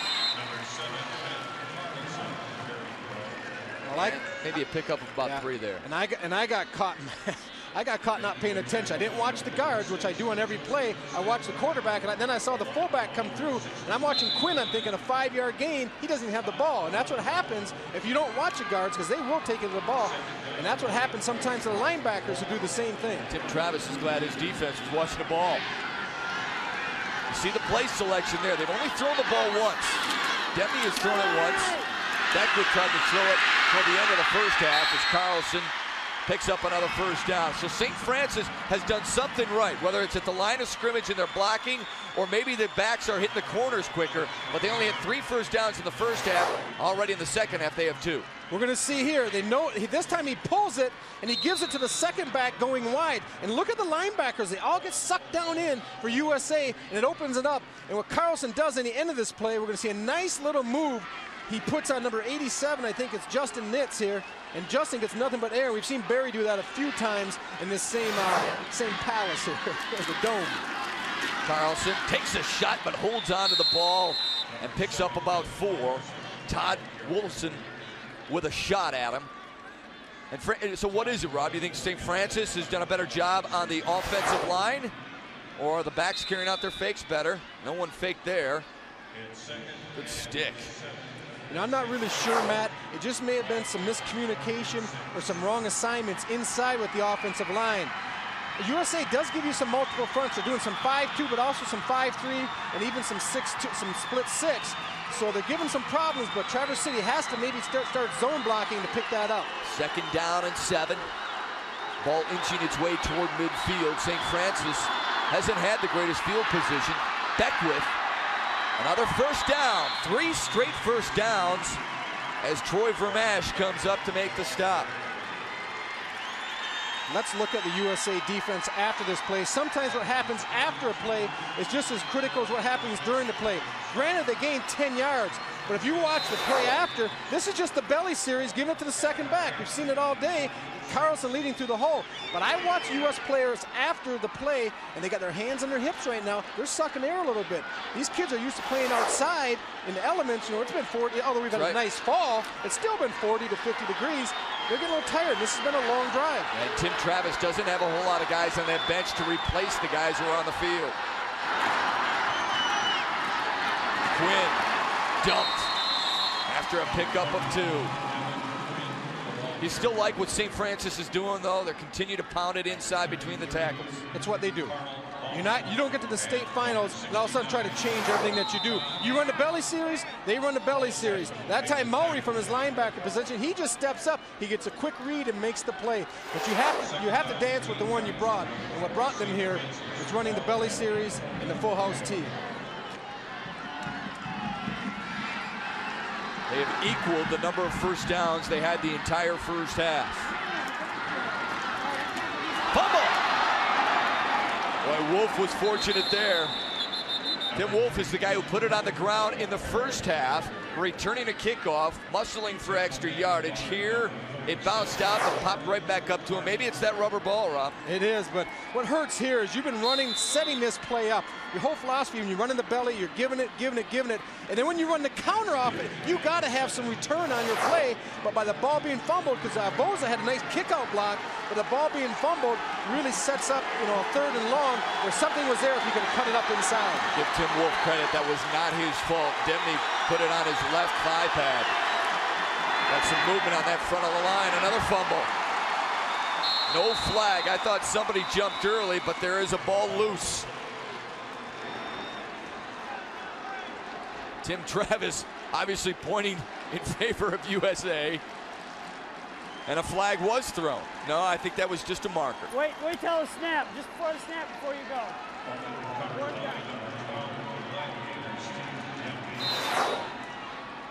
Let's see if the ball was, the ball was snapped prematurely. Yep. It really looks ugly. It's the ugliest play in football because when the center snaps it, he's going, but everyone else in the line is like dominoes. They're going at all different times. So it just looks wrong, but it's actually legal play. Demby hopped on it, and now Beckwith's kick. A line drive, boy, high bounce in front of Vermash, and it came right back and touched a St. Francis player right around the 13-yard line. So St. Francis did something right at the break, folks. They made some adjustments, got 3 first downs, but still crack it in. We'll see what Unionville-Sebewaing does when we come back. They're up 8-zip.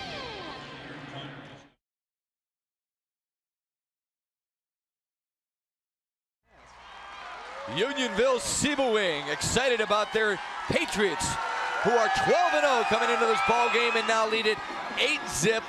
3:28 left to go in the 3rd. It's hardcore football on Fox Sports Detroit. Ronnie Lott, Bill Moss, and Ron Pitts show you the real NFL hardcore X's and O's, hardcore blood, sweat, and tears, hardcore football for the hardcore fan.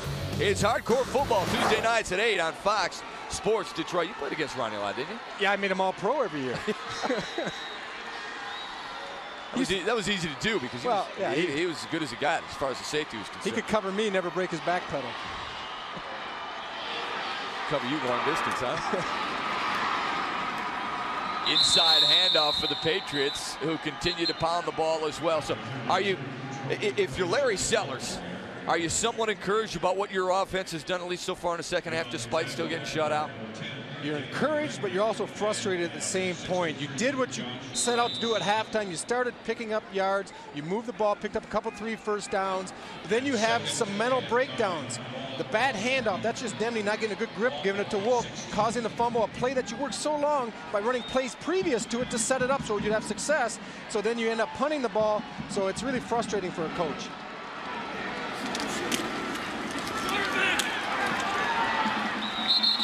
Good decision by Josh Hahn. He kept it. Josh Hines in on the tackle and a pickup of about 5.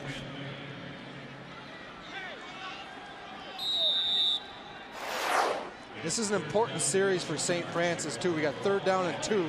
They really need to stop here because when you punt them deep, you'd like to have them punt it back. And we see Hahn, he's just following the fullback. So St. Francis, this is a big play because if you can force them to punt, you should get excellent field position and you can continue that drive that you started coming out of the locker room. Got to buckle down and stop him here, though, if you're St. Francis. On again, Keats. Boy, he is drilled, but it looked like he got that first down. Chris O'Brien came up from his defensive end position and laid a lick on him. The amazing thing, Matt, about football is the older you get, the lower level you can go that it seems good. When I left the Lions and started coaching Lapeer, here Han, really a hard-nosed play and some good hitting inside.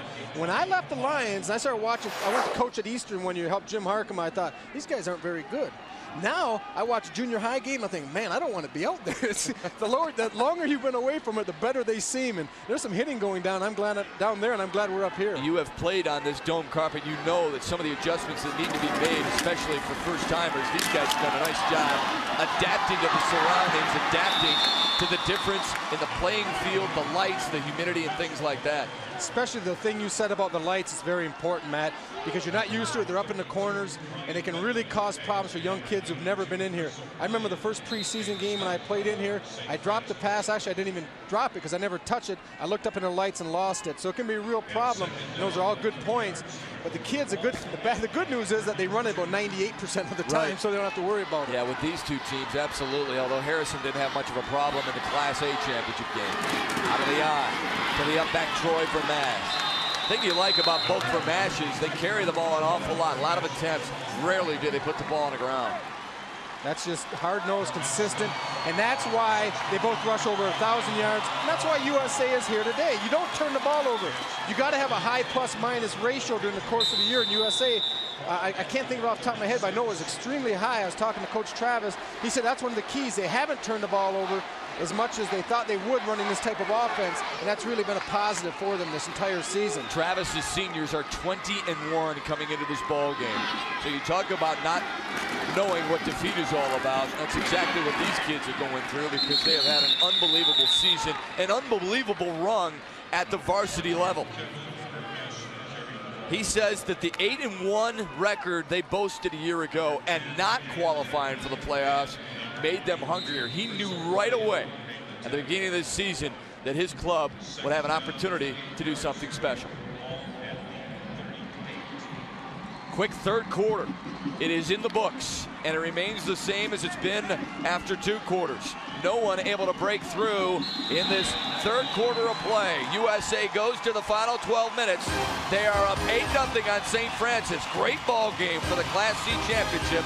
Come on back on Fox Sports Detroit.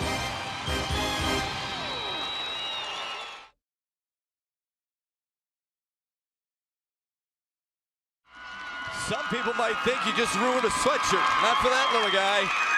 One of the younger Patriot fans among the hundreds of thousands, maybe, of USA fans here at the Dome this evening. They got their Patriots on top 8-0. A lot of it because of time of possession. We look right here, 21-27 to 14-33. You're not going to lose many games when you can control the ball that well. You're not going to win many games if you only garner 119 total yards and you can't throw the football. St. Francis has been stymied that way so far this evening. And a second down and long. High, complete! Lot of room! Goki to the sideline, inside Beckwith. Great run before Quinn knocks him out of bounds. Devin Quinn came all the way from the opposite side to run him down. Nate Goki with a whole bunch of yardage in front of him, a pickup of 61, and USA is thinking about trying to put this away right away. Well, Coach Travis said before the game, when we throw the ball, it's going to be on 1st and 2nd down off of a play action. We don't like to throw when we have to. Hits Goki, he breaks the tackle. That enables him to make it into a long gain. What's amazing, though, is the great hustle by Quinn to save the touchdown, because he beats Beckwith, and he's going all the way in, but Quinn doesn't give up on the play coming from his inside linebacker. If it's not for him, it's 7. At the far left hash. Touchdown, Troy Vermash.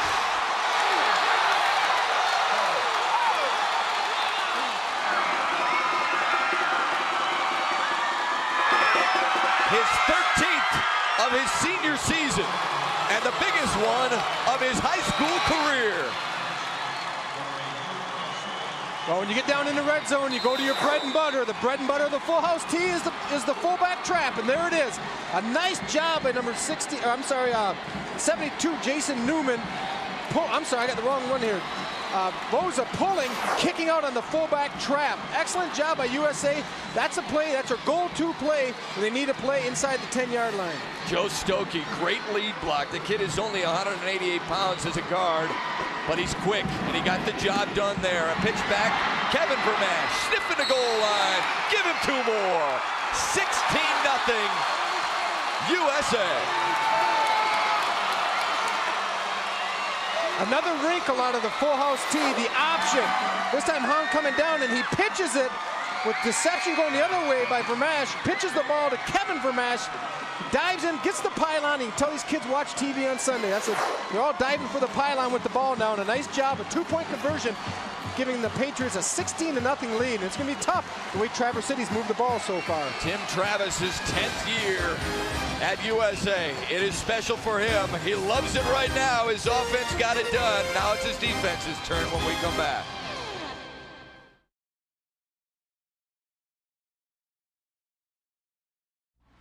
Troy Vermash's 9-yard touchdown plunge gives his Patriots a 16-0 lead to start this fourth quarter of play. Hey, this week on the Locker Room, Eli, Gibby, and Gary Danielson sort out the confusion in the College Football Bowl Championship Series and provide an unusual look at the greatest running backs in the University of Michigan history. All that and more when you enter the Locker Room Sunday at midnight on Fox Sports Detroit. I wonder if they're going to be talking at all about Stanley Edwards, who will join Fred McLeod after this ball game to bring you the Class B championship ball game. 8 plays, and they didn't need a whole lot of time either. The Patriots get the job done in 3 minutes and 47 seconds, covering 85 yards, and they lead at 16-0. If St. Francis wants to get back into this ball game, they need something big from Brian Beckwith. Shifts hands. Look at Troy Vermash running down. Troy Vermash was on the other hash mark and came all the way across the field and tracked down Brian Beckwith to drop him right around the 25-yard line. Excellent coverage by USA. Now we're going to watch as he come down here. This is just hustle. They're trying to do an inside left return. You can see the wall setting up right there. There's nothing there. Beckwith has to ad-lib. He tries to swing to the right, but great speed. Here's Kevin Vermash, number 20, coming down from across the field and making a great play. Here's ISO of Vermash. Look at that. That's great job of the camera guys coming all the way across, and that's, you know, showing some speed. Now he didn't have much of an angle, coming kind of flat across the field, but showing some excellent speed. See what St. Francis does here. See if they put the ball up, and now stoppage of play, a flag on the play. We've only had a couple here this afternoon. Very well played football game.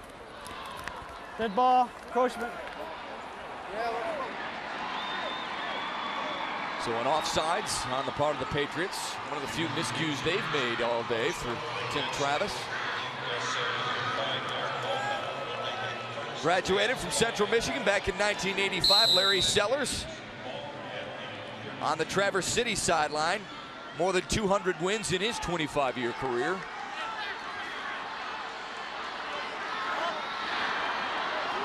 Eleven and a half left to go in the fourth.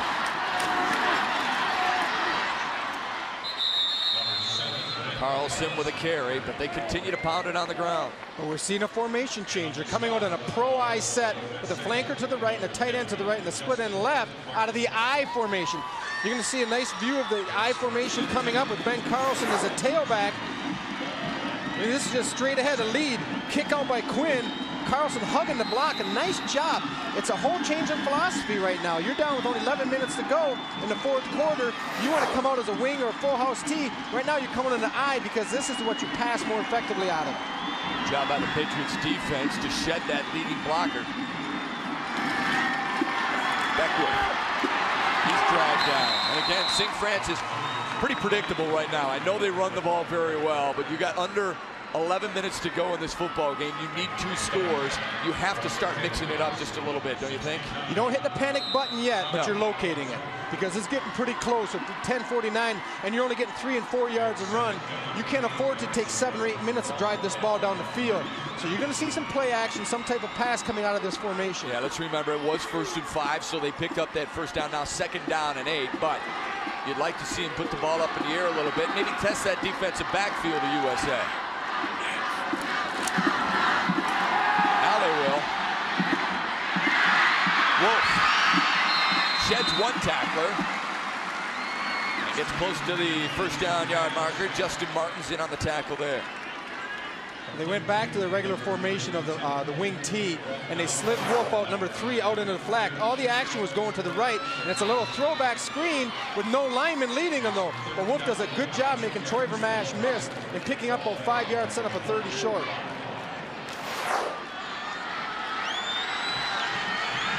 One thing that Demney does very well, he gets deep dropbacks on those 7-yard drops. He really gets back there well. And the second man through Carlson. Good move.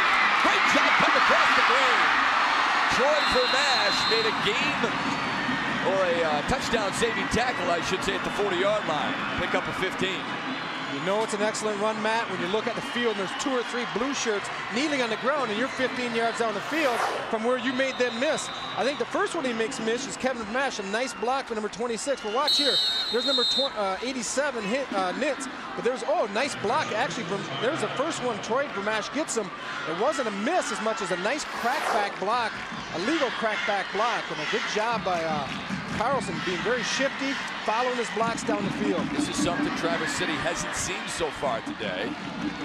Haven't really seen much of the big gainers.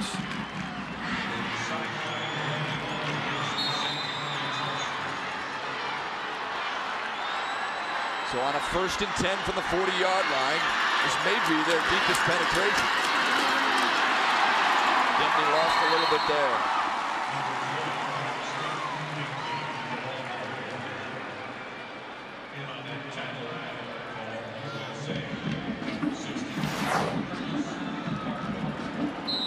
Let's watch Curtis Vargo, number 62, take on the lead blocker, Quinn. Worked right through the block. Excellent job. And that's what you teach. You want to get that shoulder low, but usually they tell you to keep your inside shoulder down, keep your outside shoulder free. Vargo actually slipped underneath the block, making the play. A loss of 1 will bring up 2nd down and 11. Steve Demney, just a sophomore, will throw the ball. All kinds of time. Complete. 1st down. Good job by Chris Gallagher, and great job by Demney because he was very patient, waited for his tight end to get outside that outside linebacker before throwing the ball. Yeah, you're exactly right, Matt. And a nice job here, coming straight back. He's patient, let the play develop. Hits him dumping out into the sidelines. Let's watch Carlson down the field. Doesn't make the block in the back. Heads up play again by Ben Carlson. That's twice today that he makes the block, the play's coming back. So St. Francis put together two pretty good drives. First one out of the break, they had 3 straight 1st downs but couldn't capitalize. Now they're moving the ball very well. Devin Quinn fighting for more yardage, dropped by Trevor Myers.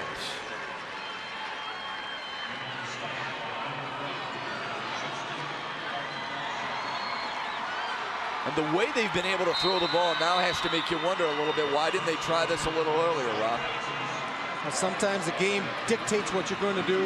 If you're a running team, you like to stay with it as long as you can, but sometimes you can't. St. Francis seems like the kind of team, though, that would use the pass to set up the run, and they really haven't done it a whole lot today. Option, great job kicking it back to Carlson. He's free! He's in! We got a whole new ball game, Matt.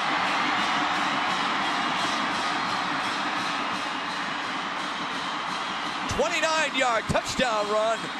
Ben Carlson, 21st touchdown of his junior season. And you figure they'll go for 2. I mean, it's a 16-6 lead. They don't have to. Here's a look, Carlson. What really amazes me, not only the pitch, the catch by Carlson, and then he gets into the secondary, which is the strength of the USA defense. Coach Travis said the secondary is the highlight of his defense, but he kind of makes mincemeat out of it. He's very shifty, nice open field runner, Ben Carlson. Another look at it, good speed, and the key to that was the speed when he got the pitch going north and south. He accelerated through the hole. Well, Curtis Vargo is draped all over Demney. Demney has it. He's got the 2 points. Boy, St. Francis showed you something there, folks. Heck of an offensive drive against a great defensive football team, showing a lot of heart. It's now 16-8. Look at it again. Demney, only a sophomore. No way would he expect to be in this situation in the 4th quarter at the Silverdome, running a little quarterback keep outside. But this is a young man who was projected to be the starter on the junior varsity. Here he is in a 16-8 game with 7:30 for the state championship. Now 16-8 in a whole new ball game. USA wonders if they celebrated too early. St. Francis is wondering if they got more to celebrate. We'll soon find out with 7.5 left.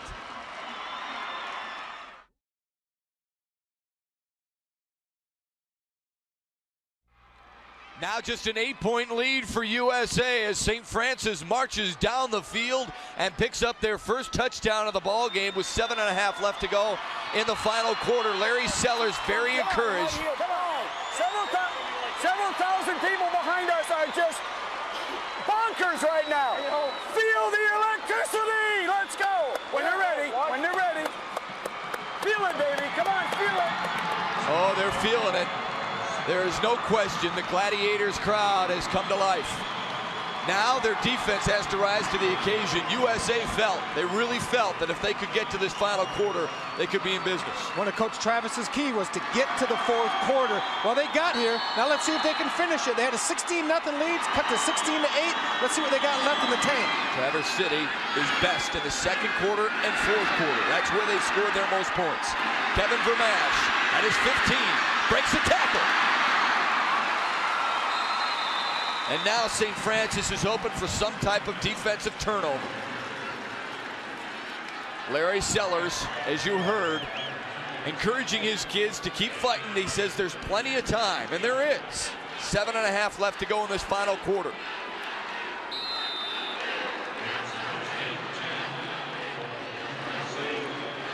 So St. Francis, who after more than a half of football only garnered 84 total yards, took that one 7 plays, 74 yards in a little over 4 minutes to get right back into this ball game. Big hit, ball was loose. I think he was down. Hahn with the keeper, and he has been popped more than just a couple of times today, and Chris O'Brien has laid him out and then some. We're gonna have a look here. Here's Hahn coming up through there. There's somebody reaching in. That ball's on his hip. Yes, that's close. You know, the knee was down. The ball was still kind of pinched on his hip.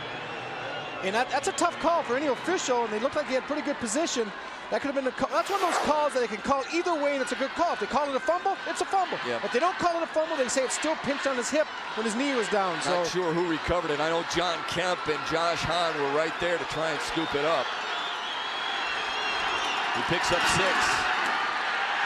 Inside handoff. Troy Vermash, who scored that last USA touchdown, stymied to just maybe 1. If Traverse City wants to stop the offense of USA right now, they got to stop the fullback trap, because I guarantee if they're going to get hurt, it's going to be with the fullback trap. That's been the bread and butter play all day. That time they ran it, they stayed home. The trap man took it. They took on the block very well. Josh Hines, the defensive tackle, and he closed down the hole, and there was nothing there. And if they're going to stop them, they got to be consistent and stay home. It's where that St. Francis defensive line has got to get lower than the USA offensive line. Pitch out, Kevin Vermash. Big first down and more! Does he got enough wheels? Wolf drags him down at the 30. Woo! What a play by Wolf. Wow. That puts a damper on things for St. Francis. 40-yard pickup. Wolf coming from the strong safety position, looking on the other side of the field, actually the free safety, coming all the way. Some good speed, well blocked outside. And Vermash showing his speed, getting down the sideline. For a minute, I'm pointing like he's going to go the whole way. But here comes Wolf, fights off the block, and that's a great effort by Wolf. If he gets blocked, if he lets himself be blocked, that's a touchdown. But he doesn't. Look at, they seal. There's Troy helping out his brother a little bit, getting Kevin outside, trying to get him the pay dirt. But an extra effort by Wolf. That was key, shedding that first tackle. And now Troy Vermash sheds more than one, lunging toward the line of scrimmage. Dan Redmond in on the tackle, but not before Troy Vermash picked up 4. Well, that was the belly trap inside. In a game like this, though, at the Class C level, they don't usually have field goal kickers. If you notice, USA goes for 2 every time anyways. Yeah. So you're looking there in 4-down territory. They're not going to kick a field goal to put this game away. They're going to try to put a touchdown to put it away. Well, Tim Travis went for it on 4th and 2 rather than go for a sure field goal like many teams who do. Came up empty early on. Nothing empty about this play. Kevin Vermash, another first down. St. Francis just can't stop the Vermash brothers right now. A little bit of fatigue's taken over on the St. Francis side of the ball. It's just they're doing such a good job, Coach Travis, in mixing up the fullback trap with the belly outside to Kevin Vermash. They hit you with the trap, and then they come back outside with Vermash off tackle. And it's just something that what happens is your defensive tackles start pinching to take away the trap, and as soon as they pinch, you come back and hand it right where they left. So a good job by Coach Travis mixing up the plays. Great field level view from our camera. Look at the Vermash brothers. Each averaging better than 5 yards per carry. Both right around 100 yards. Nate Goki gives him a breather, taking the ball that time. Kevin with over 90 yards, Troy with a touchdown and close to 90. They've been balancing it very well. 18 carries for Kevin. His older brother has 16. Second down and 9, ball resting on the 17-yard line. You get 177 yards out of your backfield, you're doing something right. Doesn't have to be one guy. They're hammering it. Inside handoff, Troy Vermash. Maybe back to the line of scrimmage, and suddenly this is a big third down play. Dave Klassen's in on the tackle there. We're going to get a look at this handoff here. This is almost a fumble. He doesn't quite get to Troy Vermash, and he has to really stretch out. I think he even lets go of the ball. Watch this. He just, barely gets it to him. And that's either your quarterback's coming slow out of center, or your back's anticipating the snap count, because the timing wasn't the best there. You're also going to see USA use as much clock as they possibly can afford. As Rob pointed out, it is 3rd and 7. But this is all 4-down territory.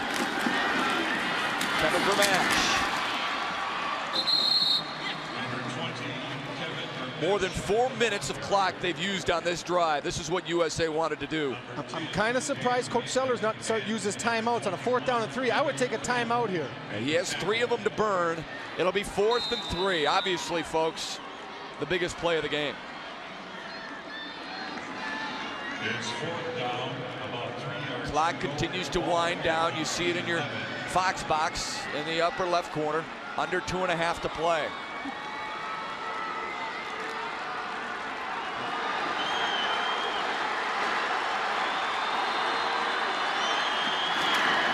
On to Kevin Vermash.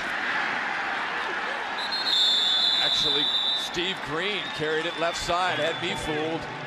I don't think he got that first down either. No, he got stopped. They ran the wing counter back underneath that time. Gruen took the underneath handoff. They've been setting that play up too. But the reason the play broke down is because St. Francis didn't get sucked in and they stayed home at the defensive end position. They are 78 yards away. Traverse City, St. Francis looking for the equalizer. They get their shot with 2:13 left when we come back on Fox Sports Detroit.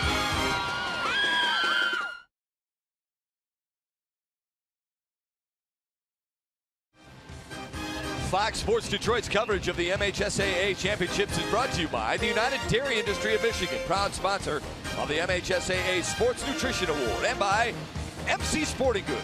Gear up for the holidays at your store of dreams. Both these two teams live in a dream to a certain extent this season, but one will have a nightmarish ending. Larry Sellers is hoping his ball club can use the final 2:13 to tie this Class C championship game up. USA has dominated in time of possession.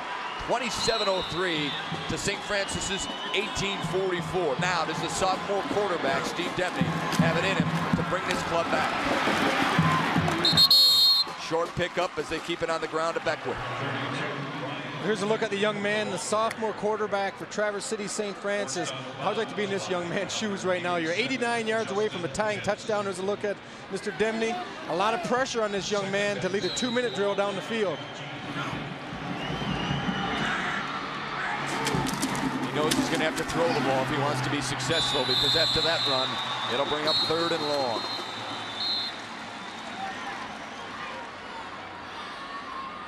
Now St. Francis takes a timeout.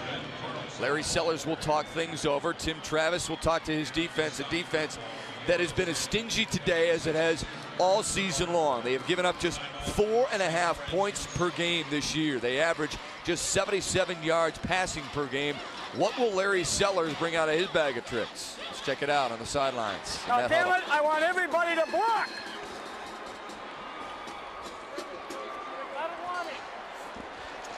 Gotta want it. Strong, boys. I'll be mentally tough. You're talking 60 or 90?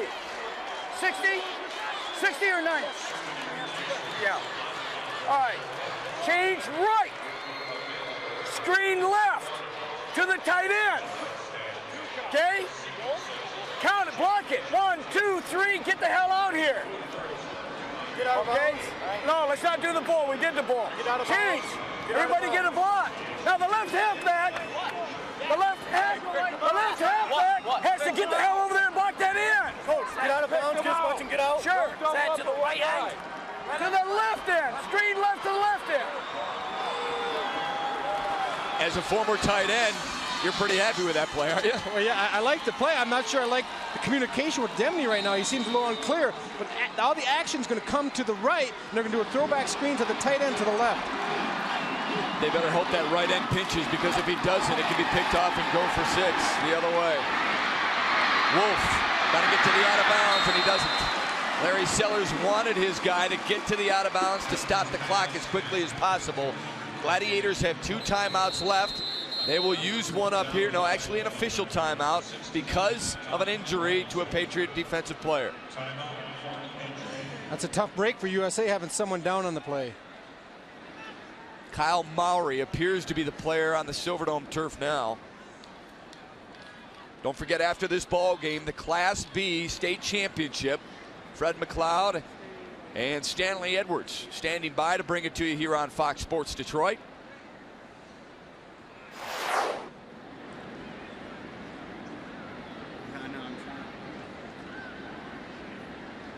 Oh, it looks like it's going to be got his bell rung a little bit. That was Mowry coming over, a nice block, but he didn't see it coming. We used to call that getting ear hold.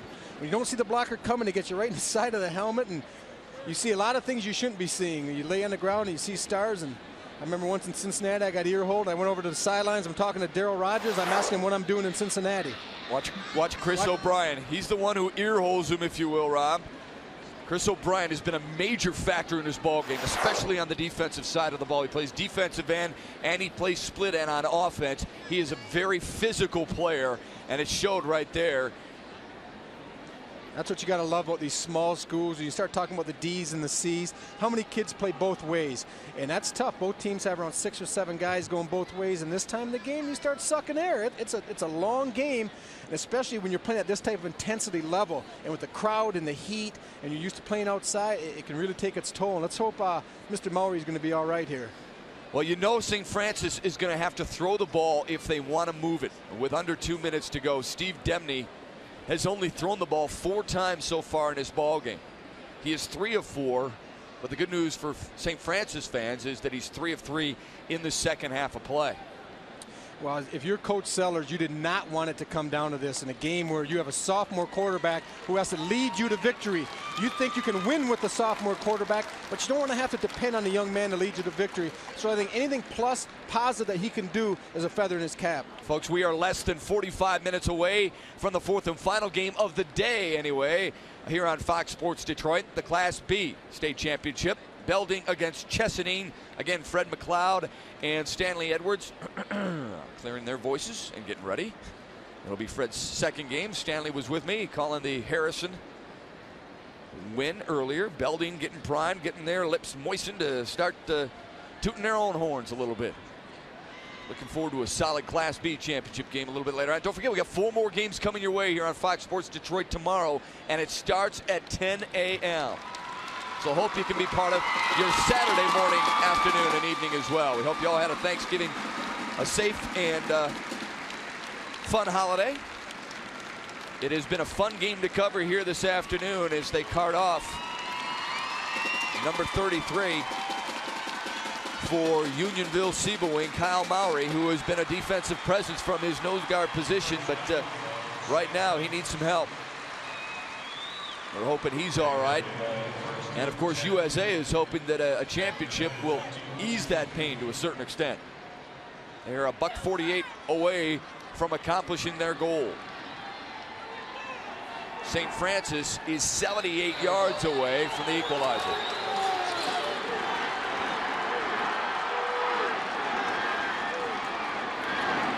Quick pitch back. Face mask, it looked like, but no call on it. Trevor Myers in on the hit on Ben Carlson. I really thought he got him by the face mask there. You got to be careful in this situation. You don't want a penalty. I think he had him by the back of the jersey on the neck. But St. Francis, whether they want to or not, they're going to have to put the ball in the air if they're going to win this game. You can't run toss sweep against a team that has great defensive speed, sideline to sideline, as USA does. Did get out of bounds, though, and the clock is stopped at 1:35. Chris O'Brien checked in and then checked right back out. And then Sellers sent him right back in. Want to see that big split end if you're a St. Francis fan. He's 6'2". Just lob it up there for him, see what he can do. Complete to Wolf, short of the first down. I don't know. Tough to run a square in pattern without getting the first down yard marked at first. I'm not sure it's going to be real close. Maybe actually they're going to give it to him, so he did get the first down. They're going to move the chains. Hey, he did a nice job setting back in the pocket. Demney showed me some confidence. Absolutely. He goes straight back, no play action. He's looking one, he looks two. He hits a tight end on a little bit of a drag there. Wolf coming across. A good job, some good poise in the pocket. Thought he went backwards a little bit, but he was good enough to get that first down. And the clock continues to roll with the completion across the middle.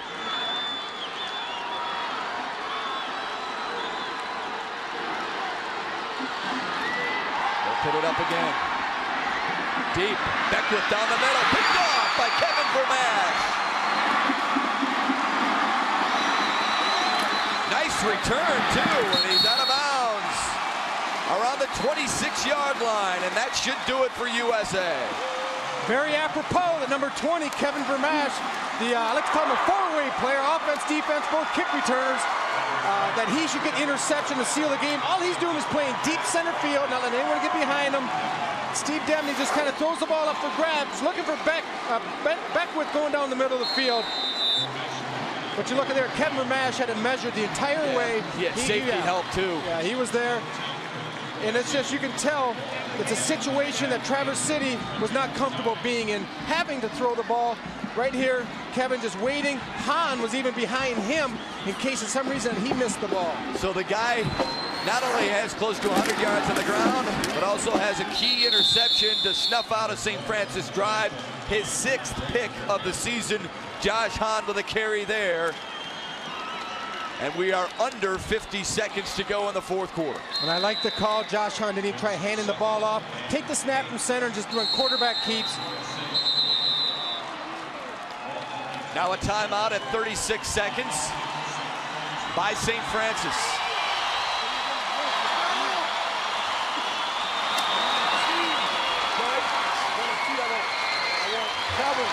USA's dream season could be a reality now. Close to protect Josh. They got one timeout left. Take a knee. They call timeout. They'll be under about 30 seconds. Take another knee. They ain't got any more timeouts. We run one more play. Take a knee. Take a knee and then let it talk.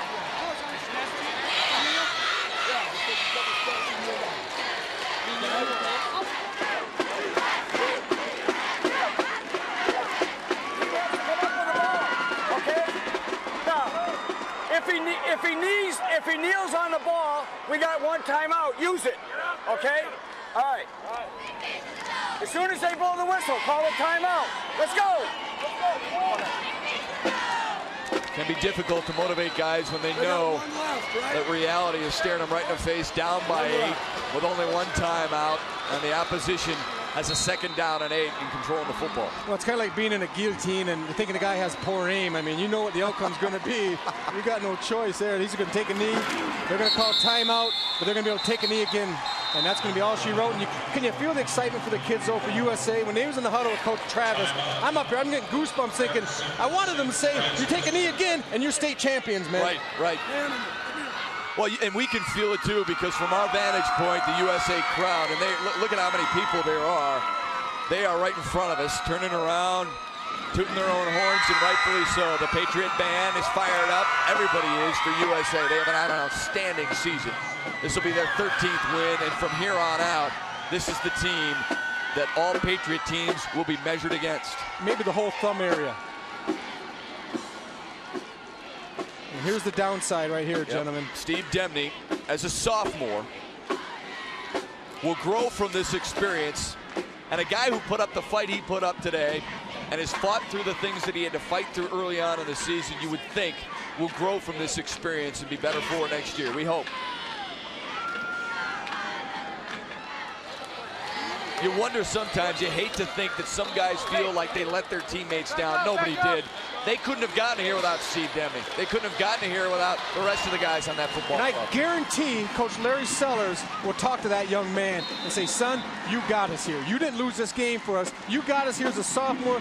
You played over and beyond the call of duty this year. There is no shame losing to this USA team, a team that has stifled teams all year long, the best that has been thrown at them, and no one has scored more points against them than this St. Francis team has done. I mean, they've only given up 15 points for crying out loud, and to perform the way they did on the primetime stage is saying an awful lot.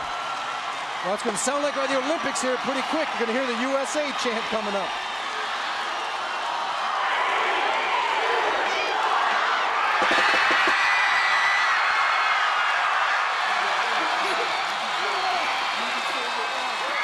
If they could, they'd tear down the goalposts.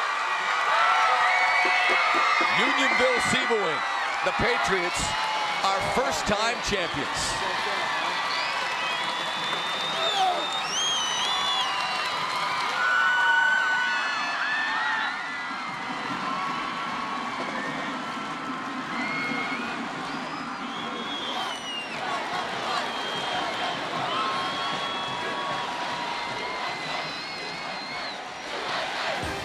Tim Travis and the Patriots, 13-0. Nothing more sweet than a title championship ring. They do it convincingly, 16-8. Come on back.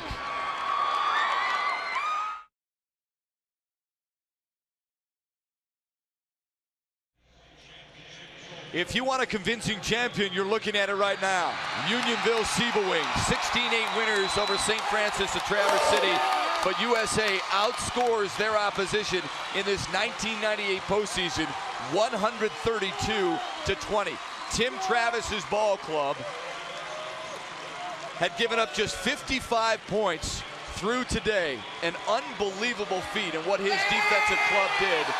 They may not have looked pretty offensively, but they got the job done between Kevin and Troy Vermash. The seniors leave school 21-1 with the school's first ever state championship in their trophy case. An unbelievable accomplishment, Rob. They got everything to be proud of, just as the men across from them, the Traverse City St. Francis Gladiators. What a war we witnessed here today. What a pleasure doing the game. Not only with you, Matt, with the wonderful fans that we've had here. What a great crowd for a C game. Let's remember this. USA had never won a playoff game until this season. They went 4-0. The quarterback, Josh Hahn, Troy Vermash, and Kevin Vermash get the job done. Our next game comes up at 8 o'clock in Class B. Chesaning takes on Belding. For everyone involved in our Fox Sports Detroit crew, for Rob Rubik, I'm Matt Shepard saying so long from the Silverdome. Again, the final score in Class C, Unionville-Sebewaing 16, Traverse City 8. You've been watching high school football on Fox Sports Detroit, your home of Fox Sports Net. We'll see you back here in just a little while. Now stay tuned for Fox Sports News Tonight. It's next on Fox Sports Detroit.